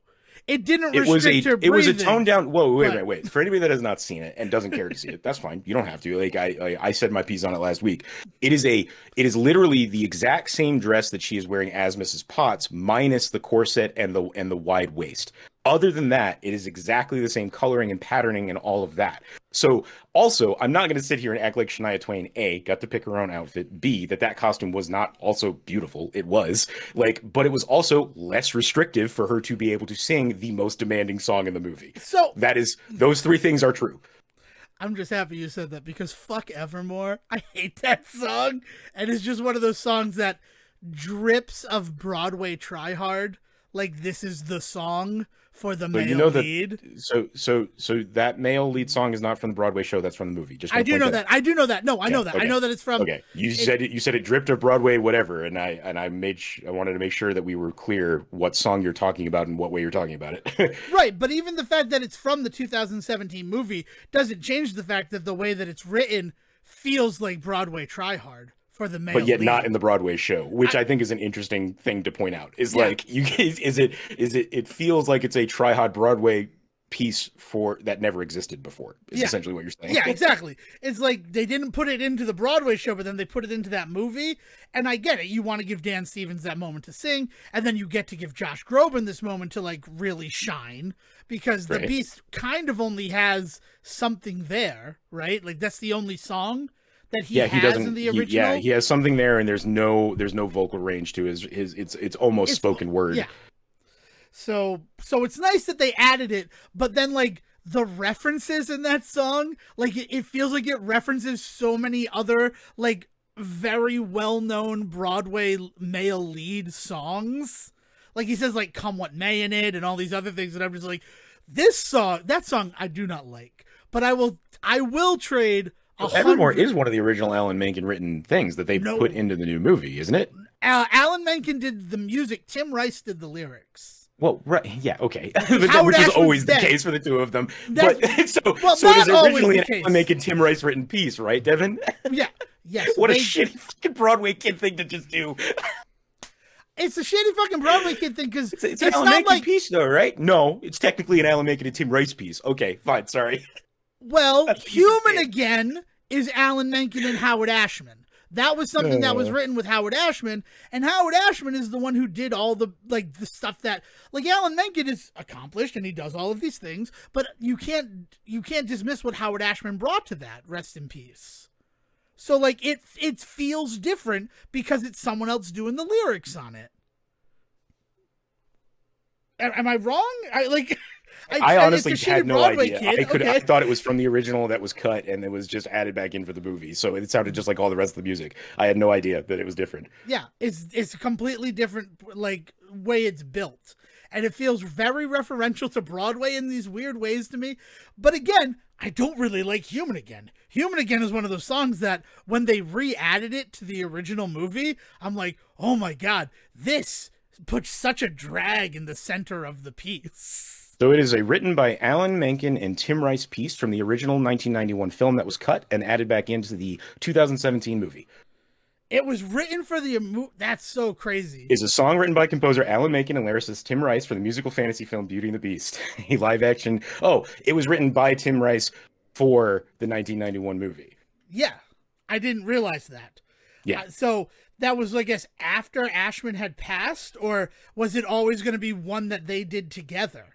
That's crazy to me. I don't know what to tell you, but yeah. I had no idea. Like I had no idea. Thank you. Because it's just like the rest of the music, so. That's, wow.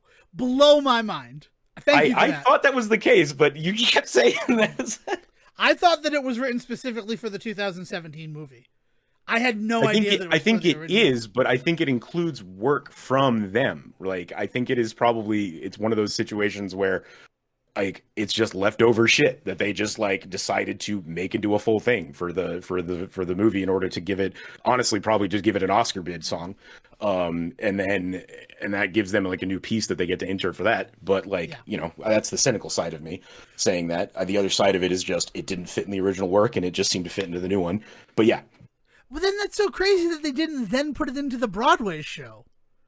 Because, like, it's such a Broadway song. well, you have to remember what Beauty and the Beast Broadway was and when it came out. Disney was not reworking their shit for the stage. They wanted to give you on stage exactly what you got from the movie. That's why the Bible on Beauty and the Beast, the backstage Bible for anybody that doesn't work in theater, I shouldn't just use terms like that. But like the ways in which that show is put up and the ways that Disney demands that things get followed, they send out a Bible, right? That you follow when you put that show up, and like the ways in which the beats in that backstage Bible make sure you follow what happens in the movie is like huge, right? Yeah. As opposed to say Lion King, where they literally throw the entire movie out the fucking window and they rework the entire thing that you're supposed to see on stage.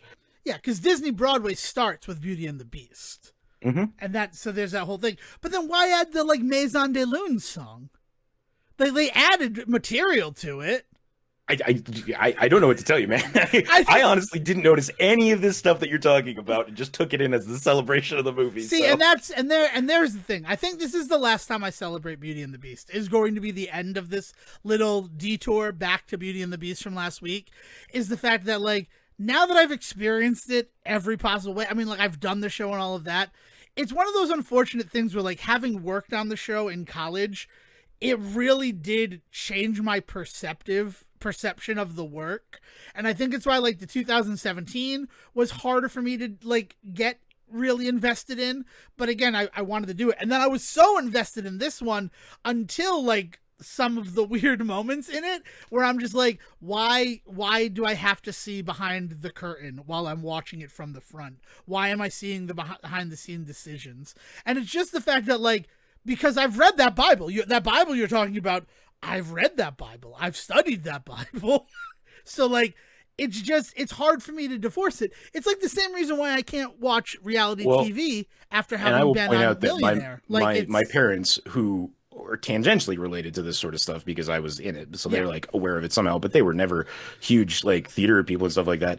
One of the biggest things that they talked about adoring in this was the ways in which they got to see some of the Broadway stuff that, like, we went to go see the Broadway show way back in the 90s, but since then never touched it.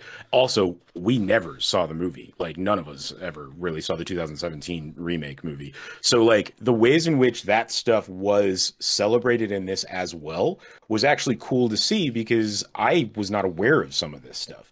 And it made me actually seek out some things and things like that. So, like, there's also that whole side to it. Is like, it seems like old hat to you, and you can talk about that. But there are a lot of people that saw this, and this was like eye-opening to them, like the ways in which it brought them into all of this shit that goes on. I mean, like the whole Disney Animation Studios lot was so cool to watch, and it was really cool watching it with a bunch of people who didn't quite know what was happening until they introduced the actual animator on stage and all of that. Like that was really cool because it celebrates not just what we saw as we sat in the cinema 30 years ago, but everything that went into it, everything since, like the ways in which it wasn't just a celebration of Beauty and the Beast at 30 years. That was just kind of like the tipping point, like the big kind of like main like focal point. But like that thing is so much more, and that's what's happened in the 30 years since, is we've really kind of grown to love that thing as so much more than just the 90-minute film.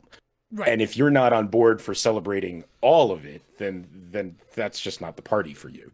Yeah, I mean, I'm glad that I went. It was one of those situations, but it was like halfway through where I'm just like, I have to admit to myself that I just know too much about this thing to enjoy this type of content around it.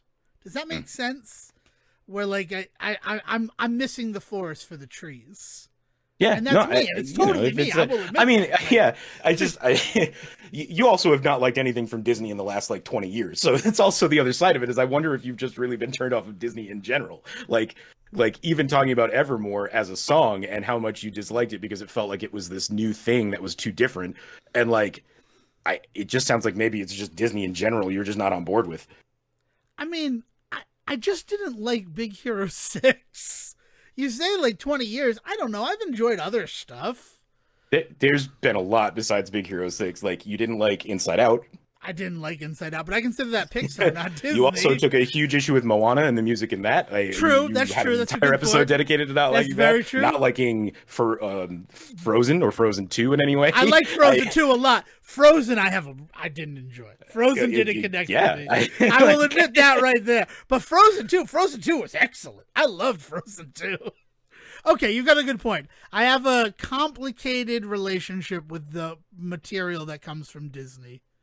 I liked Enchanted. Remember, Post like we did a whole 2005. Enchanted Like episode. Disney post 2005 is very hit or miss for Devon. It's after 2007. It's after 2007. Enchanted is like the last thing that really connected with me. And that I will admit that. I'll be like that. I mean, I feel like Enchanted is probably one of the thing that proves the rule for what I just said. Is Disney is very hit or miss for Devon. That's a good point. I guess that's a point. Going back to 2005, though, I mean, that seems probably accurate if I really wanted to like tear myself down. Isn't Enchanted like 2007, just a couple years later? It's 2007, so I'd say up to 2007. I'm trying to think of like what happens. How do you feel about Chicken Little? How do you feel about Chicken Chronicles of Narnia? How do you feel about Robots? How do you feel Robots about is DreamWorks? No, it's not. Yes, it is. Walt Disney Pictures, Robots, March 11th, 2005, PG. Wait a minute. The Let's Make a Baby? Robots was a Disney film?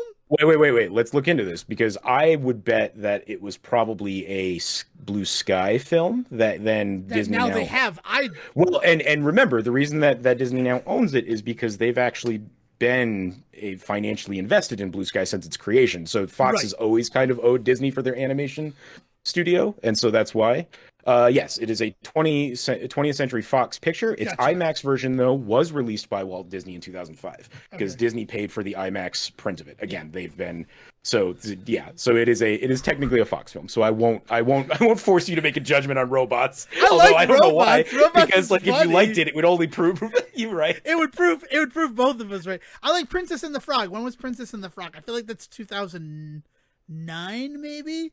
No, Princess and the Frog was after Tangled, but before Frozen. No, it was before Tangled.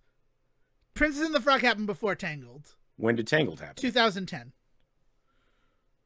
Because I thought Tangled happened, and they basically didn't hit, and everybody was like, they need to go back to hand-drawn animation, and they went back to that. Because Tangled, the beautiful thing about Tangled is that it is hand-drawn animation. They developed a new thing so that they could hand-draw the 3D world. Oh no, I'm thinking of that really weird one with the cows. What's the cow? That's one? Home on the Range. What's the year on that one? That I think is 2004. That's 2000. Maybe it's like 2005. It's after Treasure Planet because Treasure Planet came out right around the same time as Jersey Girl. I was in high school, and those were two movies that I left school to go see. Like I cut class to go see them. And where's this is just me testing Devon now. Where's Brother Bear? Brother Bear is Brother Bear is 2002. It's after Tarzan. And it's Rick Moranis is there. He's so Brother Bear is 2003. Come on. 2003. It does look like Frozen was 2000. Frozen was 2000. No, Tangled was 2000. Tangled was 2010. Sorry, Frozen I've got like 6 windows open now. Yeah. So, like 2005 hits and you're kind of on board with Chicken Little. Chicken Little because the Bare Naked Ladies song. One Little Slip. Love the Bare Naked Ladies. That's planting seeds for later on down the line, which is. And then after 2005, Disney basically is like throwing spaghetti at a wall for you. Meet the Robinsons. Yeah, that's one of those movies where I'm just like, what is this? I liked Dinosaur, but Dinosaur was before the movie that I just. Dinosaur is a 2000 film. Yeah, that movie was crazy. Dinosaur is nuts. You get to see a world-ending event in that movie. Yeah. It's crazy. Oof. When did Princess and the Frog come out? That's what I need. 2009. 2009. Okay, cool. Yeah. Yeah. So sorry. I thought, all of the excitement. I love that movie. That movie, I could cry right now for Ray's story in that movie. It's so good. My favorite movie 2009 was Land of the Lost. Well, that's fair. You're a real big Danny McBride fan. I am too, though. I mean, that's I not, said not that. true. I said that like fuck you for liking Danny McBride, but Eastbound and Down is fantastic. Well, and what's the teacher one he did with Walter Goggins there? Vice principals. Yeah. That was a good show too. Yeah, Danny McBride's great. I don't know why I haven't started watching. I don't know why you were like, Gemstones. yeah, because you fucking love Danny McBride. It's like, I mean, I think I kind of do. You're actually. a connoisseur. Well, of course you would enjoy Land of the Lost. You're smart enough to be able to identify that Daniel McBride is in it, so of course it must be gold. That fucking scene where they get high off of the fruit is so good. Like, it's so stupid. That's the thing about Land of the Lost, is it is like Land of the Lost. Land of the Lost. They didn't make movies then like Land of the Lost, and they haven't made movies since like Land of the Lost. Like 20 years previously, Land of the Lost was like a pure 1993 film. Like if you had gone 15 or 20 years previously with that film, it would have hit like fucking fire. I mean, I have a Land of the Lost crystal sword right above me. I can look at it right now from the 90s reboot show with Patrick Duffy as the dad. Oh, Patrick Duffy. Yeah, that show, I mean, but let's be honest about Land of the Lost. They were pretty much doing whatever the fuck they wanted to. And the stuff that stuck is the stuff that stuck. Like the Slee Stacks, those would not be the villain in anything else other than the fact that it worked and scared people back in the 60s. Oh, they're gross. I like the Slee Stacks from the 90s show. Because they're just like humanoid dinosaurs. I have two different reviews for Land of the Lost 2009 up here. The first one is a 1-star review that says, "This is not the film Sid and Marty Krofft expected. It is a long SNL skit slapped together with some good CGI." That's the basic view of that one. The 5-star review right after it is, "Land of the Lost is a touching drama about the romance between a T-Rex and Will Ferrell's life vest." Seems fair. Who plays Holly? Is it Zooey Deschanel? I would have said Emily Blunt, but let's take a look. I know it's Marshall, Will, and Holly, and it was really funny because Will Ferrell plays a character named Marshall, Will, and Holly in Jay and Silent Bob Strikes Back 8 years earlier. And then it's Anna Friel from Pushing Daisies. Oh, okay. I had no idea who played. I saw that movie one time, and the stuff I remember Danny McBride. That's the stuff I remember is Danny McBride. Let's be honest. We could do a whole very special episode on Danny McBride because there's like 20 movies I've seen where I could only tell you Danny McBride's sections of those movies. One of them is Your Highness. Remember Your Highness? I don't, man. But I remember the Danny McBride scenes. Danny McBride and James Franco and Anne Hathaway, right? Is it Anne Hathaway? No, is it Anna or Faris, is it? I don't know. It's not Faris. Oh shit! This is what happened in all of those comedies though, and this is why they were considered boys' club films. Is that the female leads never really got to do much in them, and they become pretty forgettable. They're Natalie Portman. It's what makes Portman Neighbors. Is in Your Highness. It's Natalie Portman, right? Yeah. But it's what makes Neighbors and Neighbors 2 so much fucking fun is because like the female leads in both of those films are so good. I think it's why I prefer Neighbors 2 is like the sorority house and the comedy on display with those young actors is incredible.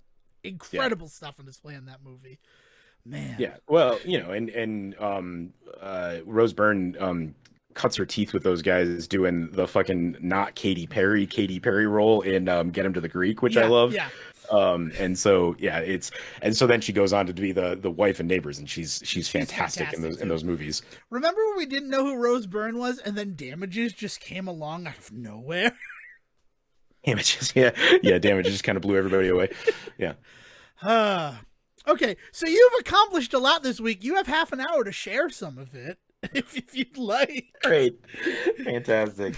Oh man. I mean, the big thing that I have been doing, am still doing, spent a lot of last night doing is I have decided to play the Mass Effect series. Oh, this guy. It was the free game for PlayStation at the end of 2022, and like I was like when it came up, I was like, yeah, fucking like 3 games like for free because I'm in this Plus service. Like this is awesome. And I didn't really think about the implications of getting that entire. I got the Legendary Collection for anybody that is following along, so it doesn't include Mass Effect Andromeda.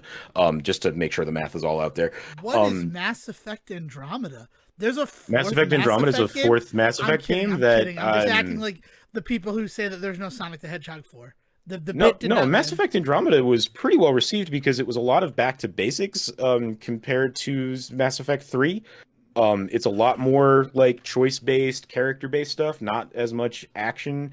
It is definitely controversial. I will not say that it's beloved, but by that point, nothing in Mass Effect really was. It kind of gets lost in that whole aspect of it. That seems fair. Um, Yeah. yeah, it's. I No, mean, I was just kidding we about you that. should It's talk to fine. Zach about it sometime because he actually if I remember correctly, he was playing it when it came out. And he was talking to us about it quite a bit. It Yeah. came out in 2017, so it came out while we've been recording the show. Um, That's fair. but yeah, he played it and he actually I think liked it a lot more than some of the time that he had with some of the Mass Effects, the main series stuff. Um, yeah, anyway, so that's Mass Effect Andromeda. That's not in this That's collection. not So included in the yeah, conversation. yeah. And so it is. So the Mass Effect Legendary series covers one, two, and three. I finished one. I finished one run of one, and that's important because the ways in which those games work. Like, I don't know how deep to get into this here, but essentially, what happened in the Mass Effect games is games one, two, and three you had the same character or had the ability to have the same character, not required. You could start any of those games and create a new one if you wanted to. But the hook of those particular games is that you had one character that you literally uploaded the save every time a new one came out, and they would bring in your stats and all of this stuff and your look as best to their ability. Some things change as far as like color options on skin, and that's a weird moment. But when you have to like recolor the skin of your character because the version that you had was not quite the same as what they uploaded. Um, but there's this whole idea that you would have this one story for Commander Shepard. And this story of Shepard was going to come to a head, and the choices that you made mattered. Who you talked to, what friends you had, all of all of this stuff, what enemies you made was all going to play a role in what would happen to you as you go through these games and eventually the end of the story. And by the end of Mass Effect 2, that seems very much like the promise, right? The character that I created at the beginning of Mass Effect 1, I made some choices in Mass Effect 1. A couple of characters died that maybe didn't necessarily need to die in other versions of the playthrough. You know, I felt very much like the choices I had made were honest and good decisions, but they definitely did lead to certain outcomes that you can tell right away, like, well, if I hadn't decided to do this, that person would still be here, and that would clearly change the ways in which I behave in this scenario, right? Like all of that was present. And all through one and all through two, you get that feeling. And then three starts out that way, but then very noticeably, a lot of the choices and decisions and characters and all of this stuff that you were promised was going to be super important really starts to kind of fall away. And then the entire game comes down to one basic choice between a good ending and a bad ending, and depending on what you choose is what you see. And a lot of people got very turned off by the fact that after dedicating, upwards of 300 hours in two games, 400 hours if you count the amount of time they put into the third one, still enjoying it, but then slowly started to realize that a lot of the stuff they were enjoying it for was starting to disappear. Like, you put 400 hours into a game franchise and then you get to the end of it and feel like everything you did was for naught. It has a very tarnished reputation because of that. Famously, they tried to fix this issue by putting out I think pay for DLC. Or was it free? It might have been free. It I'm was not pay gonna I'm for not gonna claim they made you DLC. pay for it because I think it might have been free.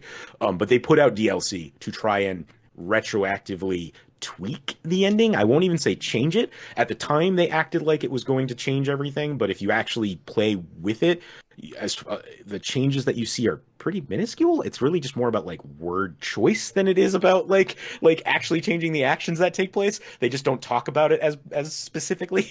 Like, it's really weird. Like the ending that they tacked on after the fact to try and fix things didn't really fix things. So at the end of the day, people left Mass Effect 3 with a bad taste in their mouth. Hence why when Mass Effect Andromeda comes out, a few years later, and it's kind of lost in the wind to a lot of people. Whereas like Mass Effect 2 and Mass Effect 3 were huge like game releases, right? Like not quite Halo level, but in that vein, definitely like the ways in which, hey, this game is making more money than most of the movies that came out this year. Maybe we should start respecting like this industry a little bit more. Like Mass Effect is one of those games that leads that charge. So the Legendary Collection collects the first three games that are, all the Shepherd story with all of the DLC, all put in there, and I've been playing through it since before Christmas. I haven't wanted to talk about it now until now because I have officially finished the first run of Mass Effect and gotten a good chunk of Mass Effect 2 out of the way. And I am deep into some Mass Effect 2 stuff with my same Shepherd character. Also, I decided this past just because I needed to be able to talk about it and also, morbid curiosity, created a second character and made a bunch of choices different than what I did the first time.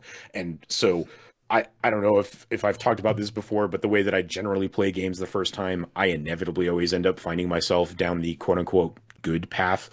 Sometimes it's not that easy to say it's just good, but like this is the same thing that happens in a lot of stuff with like even in Borderlands where they like give you odd choices about like, do you want to help this character out and get this kind of weapon, or do you want to help this character out and get that kind of weapon? I might want the rocket launcher more than the new shotgun because I've got 20 shotguns. But if the guy handing me the shotgun is clearly the guy that's in the right, I will still end up going with them anytime. That's just the way that I naturally play through stories and games. And I recognize that, and like I don't think that it's the quote unquote right way to play it. It's the way that I tend to play through those kinds of stories. So when I played through Mass Effect the first time, Paragon story the entire way. I was always making good decisions, right decisions. Even when somebody died, they died, but like I was told you did the For honorable the thing, greater like that. good. Right, like that kind of stuff, right? So I get into Mass Effect 2, and I think the larger thing is that I played these games. I barely played these games when they were new. I was more interested in like following other people playing these games and the conversations they were having about different play styles. That was always really interesting. And like I'm aware of the story of Mass Effect. Like, you are a special agent essentially in outer space, and you have your own crew, and you basically have the freedom to basically do whatever you want. And that could be for good or for ill, but it's because you are such a special agent that you're allowed to do this. And you discover that there's like, this ancient race that wants to come back and genocide every other race. So you need to stop them by any means necessary, right? Like that's the basic plot line. And I feel like all of the stuff that people were saying about the ending of 3 and the ways in which they felt like they were being really forced and shoehorned into some stuff by the end of 3 that they hadn't felt before. I think by knowing that that's where it's going, I'm seeing those strings a lot earlier. That, and I'm also playing 15 years later. So Right. all of the conversation about how free people felt in 1 and specifically 2. 2 is lauded as really, really improving on 1 and really taking you places and really having a lot of like freedom and differences and where you can go and what you do. And and I don't doubt that they're there, but seeing the workings of that happening doesn't it makes it feel just as cheap either way, right? Like there's this weird, I was expecting playing this game, really sitting down and really investing in creating a character and going through all 3 with this character, that I would have a lot less moments where I would be like, well, obviously this is the decision I'm supposed to make, which is not what it's supposed to feel like, right? You're supposed to feel like this is the decision I want to make in order to develop this character in the way that I think they should be developed.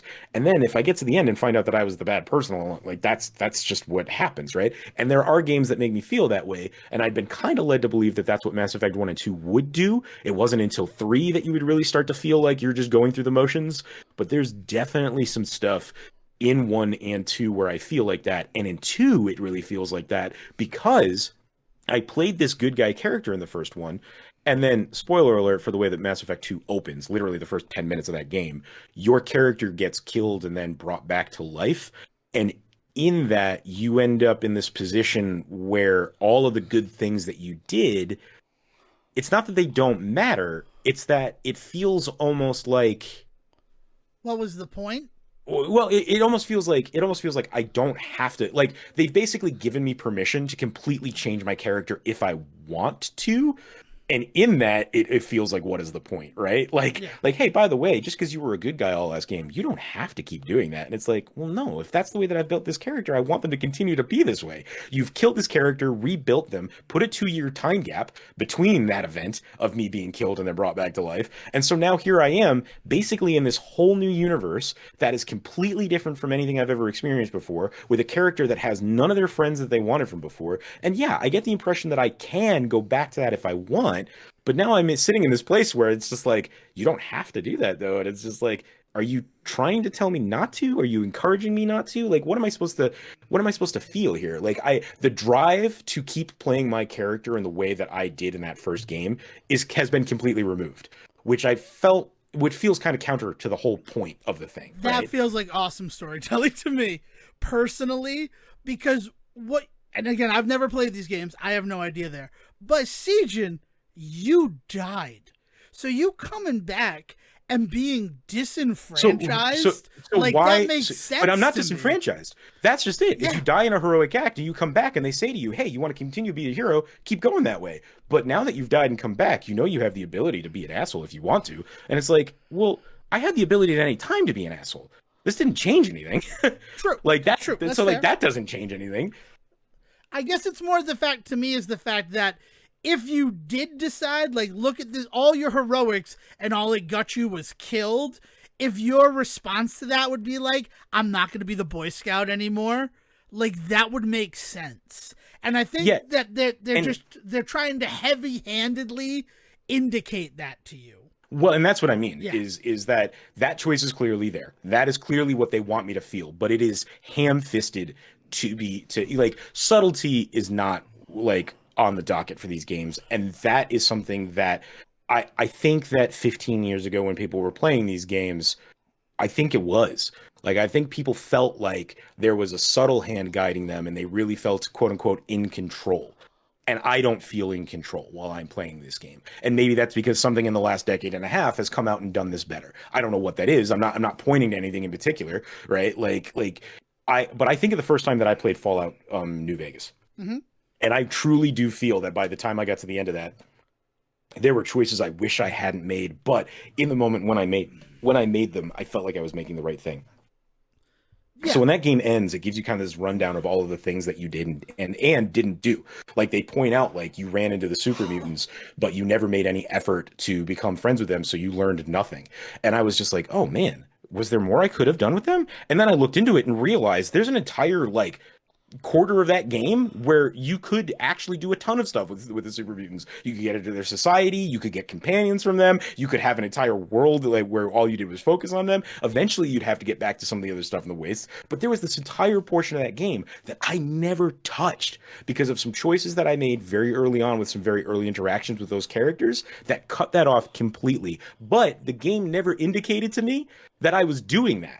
So it was only by learning afterwards that somebody else had done that that I was suddenly had this like feeling of like loss and wanted to go back and play it again. That is awesome because the game never at any point made me feel punished for not doing everything, despite the fact you can't do everything, right? The game is not going to allow you to make every decision. So why would they dangle this carrot of what this other decision could have gotten you like all the time? Once or twice to make you kind of recognize that like hey your choices matter totally, but every second of Mass Effect and Mass Effect 2 specifically, the opening like hour 2 hours of that game constantly feels like them being like, now you're a good person, but we just want to remind you that if you weren't a good person, this is what could be happening for you right now. And so it's just like, well then fine, I'll just do that. So then I do that, and then I just like I'm not invested anymore because I'm like, oh, this feels weird. I've gone like an hour down this path of this character, and this is not at all what my character would do. So what am I supposed to do? Load up an old save and play this last hour again? Like, no, I'm just kind of like I'm kind of done. Like I'm not done. I'm not walking away. But like Right. that idea being that I'm not going to take those kinds of choices anymore, no matter how much they dangle that shit in front of me. And now it's just annoying because now they show it to me, and I'm just like, yeah, but that's bullshit. Because like you've given me this, and they're so gleeful about their choice flow essentially, like the weird like tree that you can map out of all the choices you can make. They're so happy to show you that that thing exists and to be like, isn't it cool that we let you do this, that at some point I'm no longer playing a video game, right? Like I'm doing like a choose your own adventure book, in which case like I will go and do that somewhere else. It's just it's one of those weird things where I was expecting this subtle storytelling epic that was lauded at the time for like being just like top of the line, a pack leader in the ways in which it allowed you to do this kind of stuff. And then it fell on its face. And now I'm playing it, and from moment one, I'm just like, I don't know if it really fell on its face, guys. It feels like it's been this whole time. So if all of the cold criticism by the end of this game is it all felt like it was for nothing because it all came down to a choice between left or right, good or bad, that is every single moment in this game for me. So I don't know why that feels out of place. You know what I mean? Like if that is the criticism that kind of brought the Mass Effect like kingdom down, like that's been there since beat one for me. Right. And again, I've never played these games, but the thing that is impressive to me hearing you talk about it is how it's affecting you on the meta level. Like the fact that you Boring me? The what? fact that I'm bored? No, not that you're bored, but the fact that like, all right, you know what? I'm going to take the bad route this time, right? And your response to acting bad is I don't feel any better about myself. It's not freeing to not hold myself to the standard of the white hat that I've been this whole time. So now, like, that's what I'm going to keep doing. Like, So that's what I chose. So that's why I chose to go back and play a character that was bad. And I said, well, maybe what I need to do is really kind of lean into some of these choices as like a character, right? So I go back and I do that, and so much stuff just happens anyway. Even if I choose to be a jerk in the moment, it still has the same result. So I'm not finding these amazing and granted, I'm only 6 or 7 hours into what inevitably was a 50-hour run of playing my good character. I'm only 7 hours into playing a bad guy, but like that's a fifth of the time. That's 20% of my time yeah, playing in a different quote unquote style, and I don't feel like the world is much different than when I played as a good guy. So like I'm not seeing these epic changes that people talked about in what their story looked like that then disappointed them that they talked to somebody and found out, oh, we both came to the same ending. And it's just like I don't think this game was as I think this game I think the creators of this game and I think in the moments in this game, they really try to talk about how expansive the story and choices are. But knowing what we know now, and this is what I'm saying, is maybe this is an after the fact problem, is I think we learned in those final moments of Mass Effect 3 that this game was not as expansive as we assumed it was. We had just kind of felt it was because they had done a good job hiding it. But now that they can't really hide it because I know where this is going, I'm not falling for it.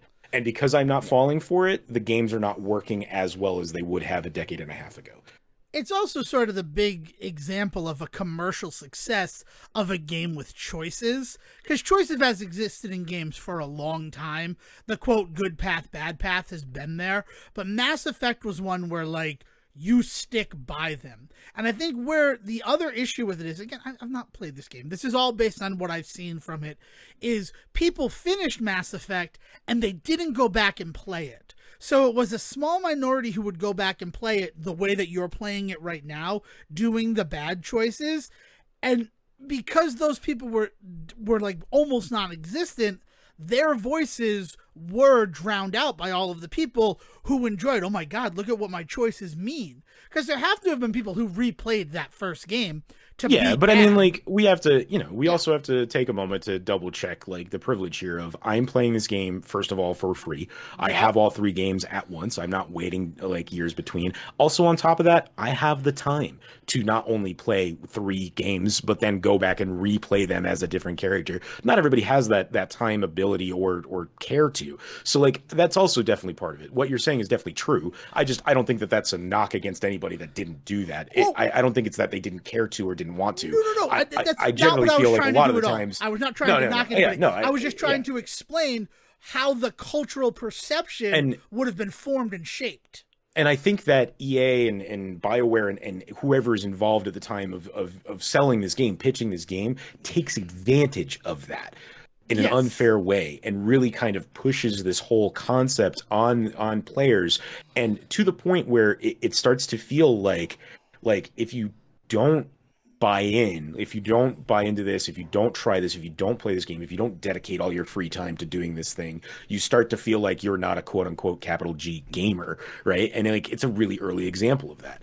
Is like Mass Effect becomes this kind of thing that everybody's talking about and everybody wants to try all these things. And if you're not kind of like completely in on the conversation and buying in on it, like not only are you drowned out, people just like want to, people ignore you. That's like it's beyond drowning out those voices. It is like straight up just like not listening to them, ignorant of those voices.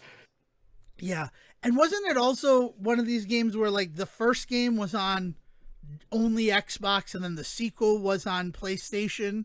So So it like was you couldn't. I seem to remember something like that too. And from Yeah. what I've gathered, and this is things get really weird with that because it did eventually come out on PlayStation. So I think what happened was that when Mass Effect 2 got big enough that they were able to say this is going to be a multi-system game, and everybody said, well, the whole point of Mass Effect is that you play the same character. So if I'm going to play this on my PlayStation, I would like to play one, please. I think they did use that as an excuse to then re-release one on the PlayStation, and then you could do that. So that happened eventually. I don't know if that was before 2 or after two's huge hit or what, but eventually two was multi-platform when it came out, and I think by the very nature of what this game is, that forced them to retroactively make one multi-platform in order for that whole thing to work. Yeah, because I remember like Mass Effect 2 came out and I'm like, oh, I didn't play that because I didn't have a 360.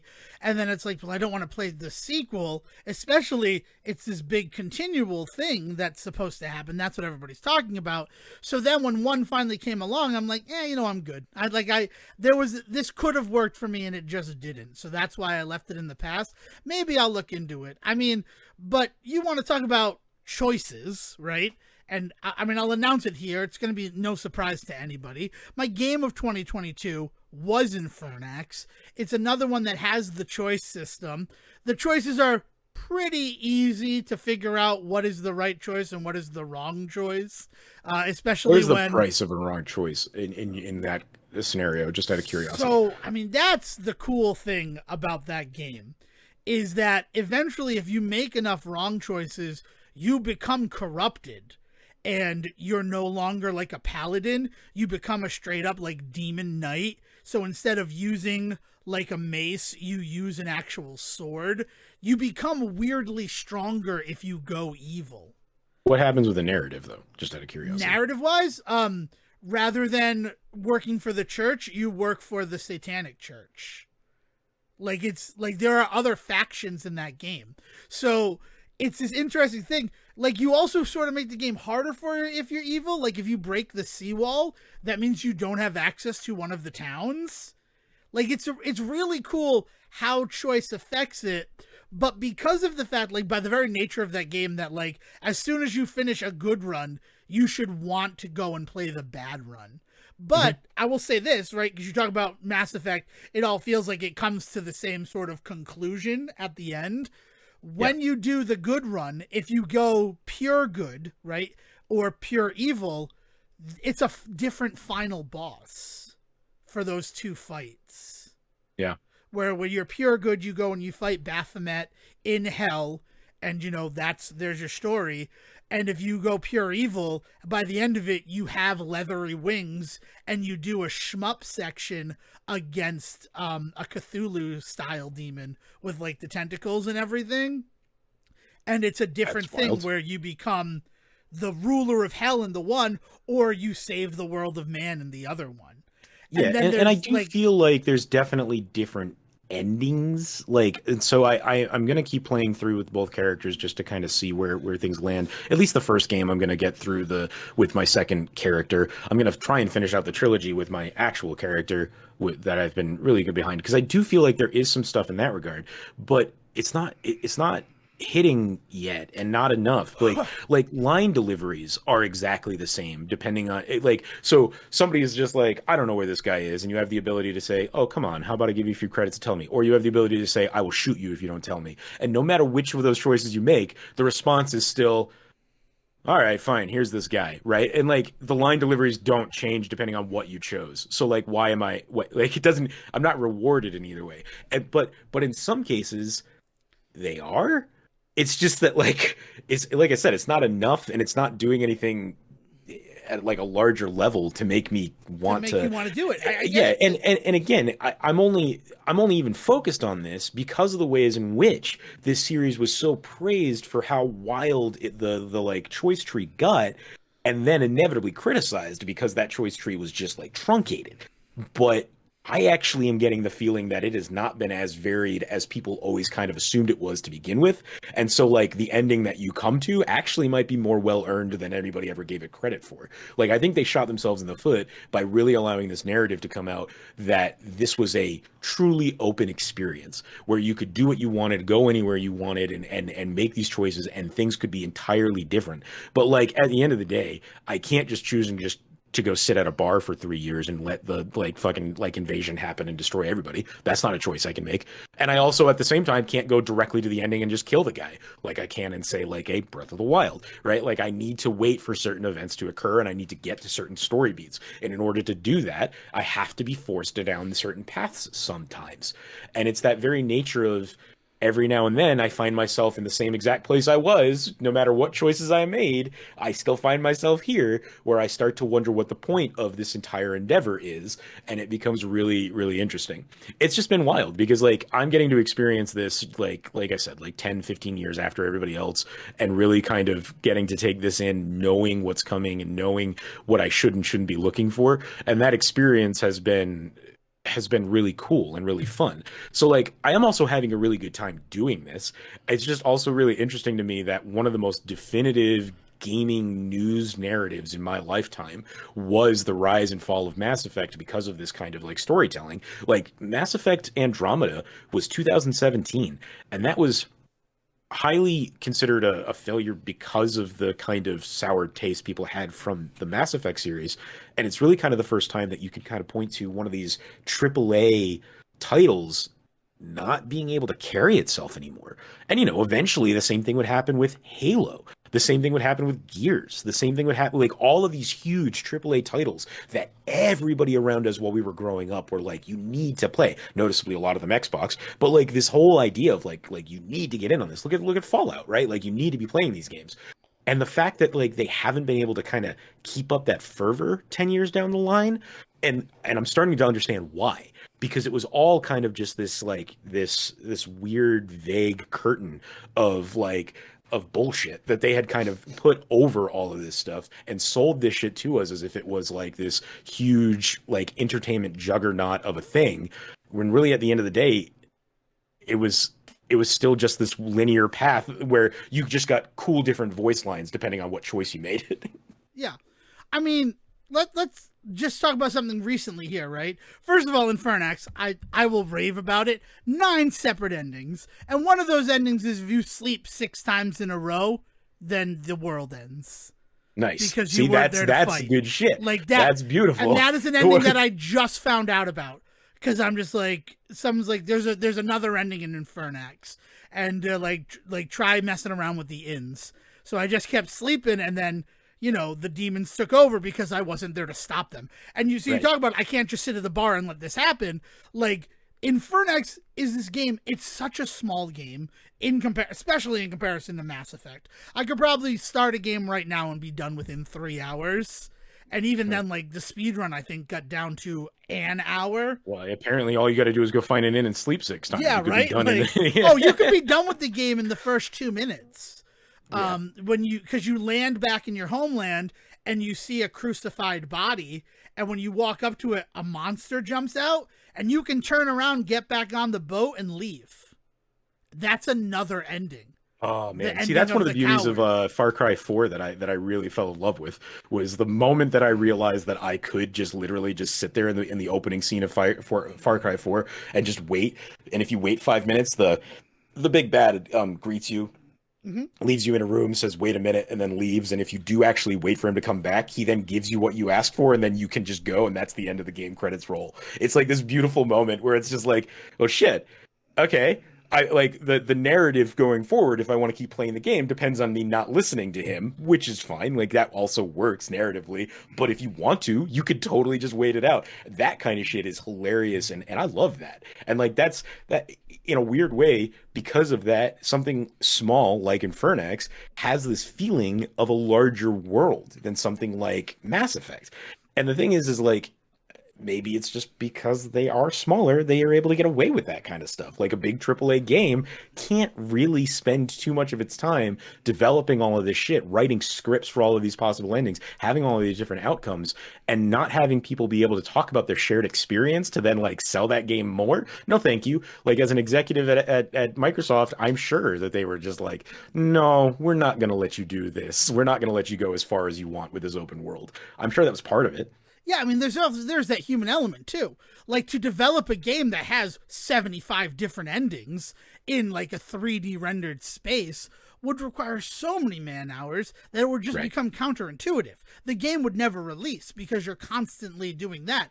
And I think that's why the next step from something like Mass Effect is these live services where the game doesn't really end and it just keeps going and building. So like they get to have those 75 different endings. It's just that like we came to the ending at this point, and then once the DLC releases, we see what further things can be in store. It's kind of a gross way that they like compensated for people being disappointed with Mass Effect is like, well, if the game never ends, people can't be disappointed in the ending. And that's something where like I just jumped back into Avengers because they released Bucky as the Winter Soldier, Yeah. and like I'm loving playing as him, but what it means to the game that came before is hyper detrimental because he's basically a palette swap of Nat as Black Widow. I don't know why I'm saying it like that, but he's more efficient in everything that he does. He has a better ultimate that does more DPS. He has like more variety with his weaponry, and it makes me sad that like that's what happened to this character. Like Black Widow was my character, but I don't see any reason to play as her anymore. Yeah. And it's because that No, game keeps existing and they keep right. changing it. I don't know. I'm in a weird place with games anyway. Yeah. And you want to talk about like you can't write scripts for everything? That was the River City Girls problem. They wrote the script for Misako, and Kyoko, and then it's like, but anyone can read the lines, and it's like, Yeah. so then nobody has any personality. Right. Like You've it, completely removed any sense of like like personal. It's why a game like Hades gets praised as much as it does for its voice work yeah, and its interactions and things like that, because they do put that effort in to put that shit. They put their money where their mouth is in that regard. And like and it's astounding to me, like still playing that game and still finding ways in which people will talk about other people. I'll get fresh new lines off of characters after playing that game for 60 hours, you know? mm-hmm. And again, that's another one. Like Infernax, it has the benefit of being a small like Smaller scale. experience. Yeah. So Yeah. the game itself, we built 60 rooms and they're going to be parsed out to you in whatever order you come to them, right? You're not going to do all 60 in one run. Any given run, you might do 45 of the 60 rooms that we've prepared for you, and that's it. But then once we have a game, once we have these like 60 moving pieces that we can put into any order, and then you have a game experience, the rest of our resources can be dedicated to fleshing out the world. Yeah. Like it's really I like it's simple game design that then begets a deep lore and world for that game to exist in. Yeah, I also do think like kind of something you were talking about earlier when they did do Mass Effect 2 coming out on PlayStation because it's no longer a Microsoft exclusive game. There is also something to this feeling of Mass Effect 2 where it feels like they also acknowledge this might be a lot of people's first time playing this game, so they just kind of just reset the entire universe. Why they And kill so him? That's definitely yeah, why they killed yeah, them, because Shepard right. could be either gender. But yeah, if you never played that game, you're not playing as that character anymore. You have no connection It's to just that character. it's completely like they've pulled the rug out on a lot of things in terms of the weight of that continuing story narrative that Mass Effect has always been pitched onto me. And I feel like this is the exact same kind of thing that gamers, fans of the series had to struggle with when they got to the end of the series and kind of realized that they were all going to get the same ending. That rug pull moment of, oh man, we were all talking about how this was this large world, but it all came down to just these two choices. Like, I feel like I've already hit that point where I'm just like, yeah, it really just feel like it's always just going to be these two choices, and all that's going to change is just going to be the dialogue that comes after. I mean, the hindsight is the bigger problem there, because Yeah, yeah. so you're looking for like when is it apparent that that's the case? But then I have Well, and I'm one not being question. fed a bunch of Yeah, bullshit by like, game critics IGN and Game Informer and yeah, yeah. I'm not in like the zeitgeist of everybody trying to sell that narrative to me, right? right. So I guess I just have one question. So Shepard dies at the beginning of Mass Effect 2. Does that reset all of their stats? So that's also really weird. No. Okay. Yes, the game resets stats. Your stats do not carry over as full stats because Mass Effect 2 introduced a whole new stat system. Okay. Also, the majority of your time in Mass Effect 1 is spent not just building up Shepard, but actually more to the point building up your team, Mm-hmm. and your team is not there. You have a whole new bunch of people. So like so in terms of like all of the RPG-ness of me getting, experience points and dumping them into my character, the ways in which that is wave-handed, like expanded away, like it works, but it also feels cheap. Like you definitely sit there as somebody in 2023 going, "Yeah, this is bullshit. They didn't have to do it this way." But that they chose to, and they set the standard for the ways that you do things like this for going forward. And to their credit, I don't think they set the standard. I think that they were following an understood standard of sequels and sequelizing RPGs and stuff like that. But they were the first ones to really lean into, you get to be the same character, you get to carry this stuff forward and all of that. I mean, I would be pissed minute one, where the whole thing is you get to be the same character. I mean, I was pissed in Destiny. Let's talk about how pissed I was in Destiny, where it's like, oh, I built this whole character in Destiny, and then I go to Destiny 2, and then, oh, yeah, we took away all your power. So it's like, Yeah. so what's the point of me being the same character? I still get to be Samus in every Metroid, right? Like, that doesn't change anything. All the things that I would have done to make this character my own character, you just took away from that character. Yeah, yeah, So, and I mean, like, it's the Mega Man problem, it's the Samus problem, it's all of that regard. Like people will narratively talk about, like, didn't I just power this person up last game? And they always have to think of some reason to pull those powers away. But then, to your point, they make it so personal that you can't help but take it personally when it happens yeah. in these Oh, games. You're just, yeah. of course you're not the best. You're not the marksman of the universe anymore because you died. And now Well, you the don't way know that how they to and aim a so gun anymore. I will say the way that they do this in Mass Effect is you just go up against bigger bads. You've been asleep And for I 2 years. I Everybody love else has that. gotten stronger, and so it's just like, okay. So my level 10 shooting from the first game is now 10 out of 60 for the second game. Great, awesome, cool. Maybe I should have kept working past 10 in the first game. Yeah, right. Yeah, But yeah. there's weird elements to the way that that's handled, and like I said, it gets so retooled for the second game. Like Mass Effect 2, really the biggest thing, the biggest thing has really kind of been a kind of a kick in the gut, has been that Mass Effect 2 is such a different game from 1, and with years between them and developments in gaming and stuff, that was probably fine for people back then. In fact, it seems to be, because everybody still holds Mass Effect 2 up as the best one of the series and this beautiful RPG experience, and like so far it is. But I went literally in the same minute from watching the credits on Mass Effect 1 to then pressing play on Mass Effect 2 and then uploading my character and getting into it. So the changes are immensely noticeable to me. So the ways in which Mass Effect 2 plays and the ways in which my character behaves and the ways in which certain things happen are just so out of left field. I mean, so storyline wise, narrative wise, you're this big hero. You work for the council, which represents all of the universe. In the first one, you're a soldier, right? In the second one, you've been dead for 2 years. You're brought back, and you work for this like shadow community that nobody truly believes exists. So like, just like narratively, you're just playing a different game.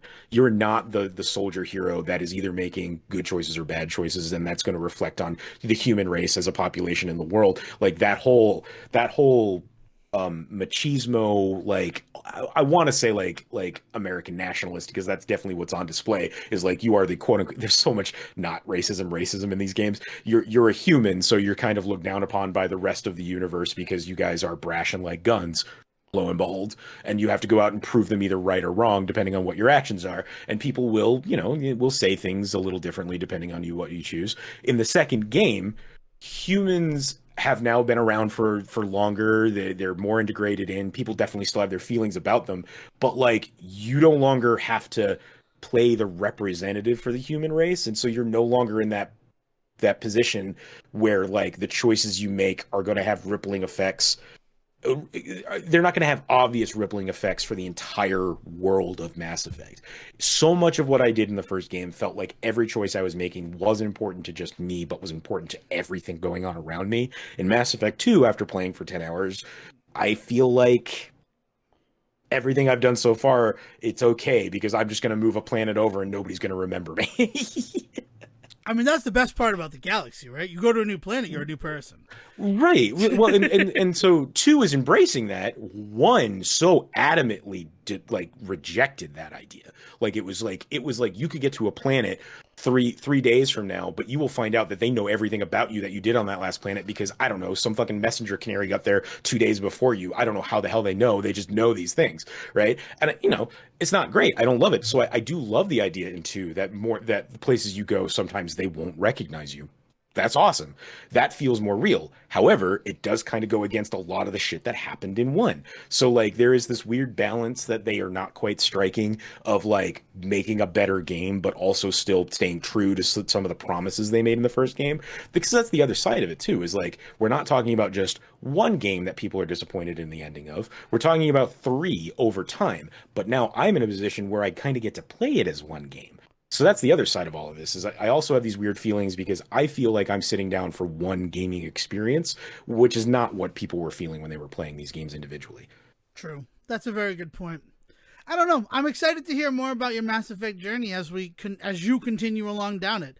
I don't know if I'm going to load it up. I'll be honest with you. Clearly, I have I don't know if I would but recommend it to anybody that's not already interested. If you hear Mass Effect was free on PlayStation, I mean, the Legendary Collection is available free or not. It is available on consoles, and like it's the first three games in a tight, compact, collection. I do really enjoy my time playing it. There's some weird criticisms that come from it being a 15-year-old game, like the driving mechanics are not the best. The weird fuel mechanic in the second game is like, hey, like I just dead in the water out in space now because I ran out of fuel? That sucks. Like that kind of stuff is not great, but that feels more like that's just because it's an old game and they just didn't they didn't have the understanding, wherewithal, or ability to do anything different than this. That stuff is tough, but definitely easy to get through understanding it's 15 years old. On the other hand, the ways in which games have gotten better about making you feel like you're more in control and making narrative choices feel like, hey, there's more going on. Yeah, that stuff really, I is not as great as I think we held it up to be then. And I don't know if it's a matter of time or a matter of it just being, blowhards back then. I can't really put my finger on it. well, it's interesting. I am. I guess one question I have, and then we should probably wrap this one up because this has been good. I've really enjoyed what we've talked about, but I mean, we got to let these people go, Sejohn. At this point, I'm starting to feel like a kidnapper. Is it first person or third person? It's third person. Okay, cool. That's what I thought. That's what I always did. That's the reason I was interested in it. Yeah, I had love to actually a good think about it. third-person Yeah, game. yeah. Like Uncharted, I really love that stuff. But then again, never really played Uncharted 4, despite I think I briefly owned an Uncharted 4 themed PS4. And then was just like, no, this game's not for me. I liked the first three games. So I don't know. I mean, like that type of stuff. Uncharted's another great example, though, Yeah. of a game that was huge and just couldn't kind of keep it going. Like we don't really have a franchise now that is a continuing, ongoing narrative story from 10 years ago. That just doesn't exist anymore. Well, because of reboots, right? If we want to point at something like God of War, it's the same Kratos, but what came out in the 2018 God of War game, God of 4, as I call it, to the detriment of everyone around me, because I just ran it into the ground, it doesn't feel like it's connected to the first three God of War games at all. And Halo had the same problem. And then you look at stuff like I said, that kind of started with the Mass Effect Andromeda, but also Gears of War had its weird spin-offy series that was not quite Gears of War that people didn't love. Like all of these bigwig games from back in the day that tried to really push this stuff and really get us coming back for more. Like at some point they stopped making those, and so now here we are where we should be on, a third game in some big series, but it just isn't happening. And like that's for a number of reasons. People don't play games the way they used to. They don't buy games the way they used to. COVID, like there's all reasons why that's going on. It's interesting to look back on that era of gaming now and kind of see the ways in which people treated these games then, and then think about the ways in which these games are kind of just fall flat now. Especially because we just did, just to kind of do a quick plug of some other stuff that we've been doing. We just did The Godfather, right? And going back to that and still being able to pull out of that 50 years later all of this important stuff. But we noted, like, not every movie gets that treatment. Not any movie is that good, right? And I don't know if gaming has its Godfather yet. Definitely wasn't the Godfather game, I'll tell you that. Super Mario Brothers, I guess, would be if I had to like point at something, because so much was built on what that game was. But again, I don't know if it's its Godfather. That's an interesting thesis. So from like a mechanics standpoint, yeah. I mean, like the whole package, not just mechanics, but also like narrative and character and all of that. One of the biggest things with Mario is, love the character, but there's not like a storyline in Mario that is like so important to me that if a new game comes out and doesn't address it, I feel offended that it didn't do, you know what I mean? Like there's no way for anybody to get mad about the end of a Mario game, the ways in which they got mad about the end of a Mass Effect game. And that's not, and there's definitely a toxic attitude to that we should try and avoid. But there is also something to the idea that like there's not a franchise that people are so invested in anymore that they feel that way. Right? Like where is that fervor for anything nowadays in terms of games that isn't dedicated to like nonsense? Because that fervor exists, just to bring up Naughty Dog again, for something like Last of Us 2, but what people's issues in that regard turned out to be nothing. All of the stuff that people said was happening in that game they didn't like turned out to either be lies or misinterpretations, which is not what happened at the end of Mass Effect. The problem at the end of Mass Effect is after everything, you get down to a point where you're given a point A or point B decision, and depending on what you choose, it's either good or bad. That is a cold-blooded fact. that is the ending of that game. Now, how you feel about that is definitely up to you, but like it's weird in which fandom has grown to the point where the toxic part of it has become so toxic that the fun fandom basically has ceased to exist. Yeah, it's interesting. Where is our John Wayne? Where is his shining gun? Where is our Lonely Ranger? Where have all the cowboys gone? Perhaps something we'll address as we go forward into the 7th season of the Say Report. Thank you so much for these first 6 seasons of the Say Report. Sejohn, big thank you to you for everything that we've done, everything that we've discussed, and everything that we will discuss. If you're out there in podcast land and you have something you want to communicate to Sejohn, the best way to get in touch with him now is on our Twitter at the Say Report. Make sure that you address him in some way, shape, or form so that I know to send it along to him. Yeah, and if you want to hit Devon up, he is actually still on Twitter, so you can just find him at Devon D. Decker. I'm going to stay there until Elon Musk asks me to leave. And all of this comparing him to Glomgold, it might be time for that to come on down. We'll see. Honestly, though, right? He'll probably more likely ask you to go work for him. That's probably what he will do. You understand who I'm basing myself on. I'm going to make you an executive vice president. Also, here's 6 other jobs I'm not going to pay you for. Also, sleep under your desk. Yeah. Also, you live here now. And if you leave the building, the bomb in your neck will explode. The suicide coder. Oh, I had one other thing I wanted to add. We got all caught up in it. Sports Story released the patch. And it fixed the broken progress. I can't believe that they figured out a way to reset progress, but they did. It blew me away. You just had to talk to one specific NPC and it reset the fucking problem in my save file. I did that brief before we started recording today. I will have more Sports Story information for you because a lot of people were kind of bummed out to hear what I had to say on Sports Story. So it has been addressed by the developers. So we will see what more that game has to offer now that I feel safe continuing. Sorry to have done the whole goodbyes and everything, but you know what? Will, who definitely appreciated my Paula Cole reference, why don't you bring us home, buddy? We'll see you all in Season 7. Farewell. Thank you for listening to the Say Report with your host Devon Decker and Sejohn Serwick. Please follow the guys on Twitter and Facebook by searching for The Say Report, and you can always subscribe on your podcast channel so this is delivered straight to you and you can enjoy it every week. With apologies to your mother, we'll see you next time.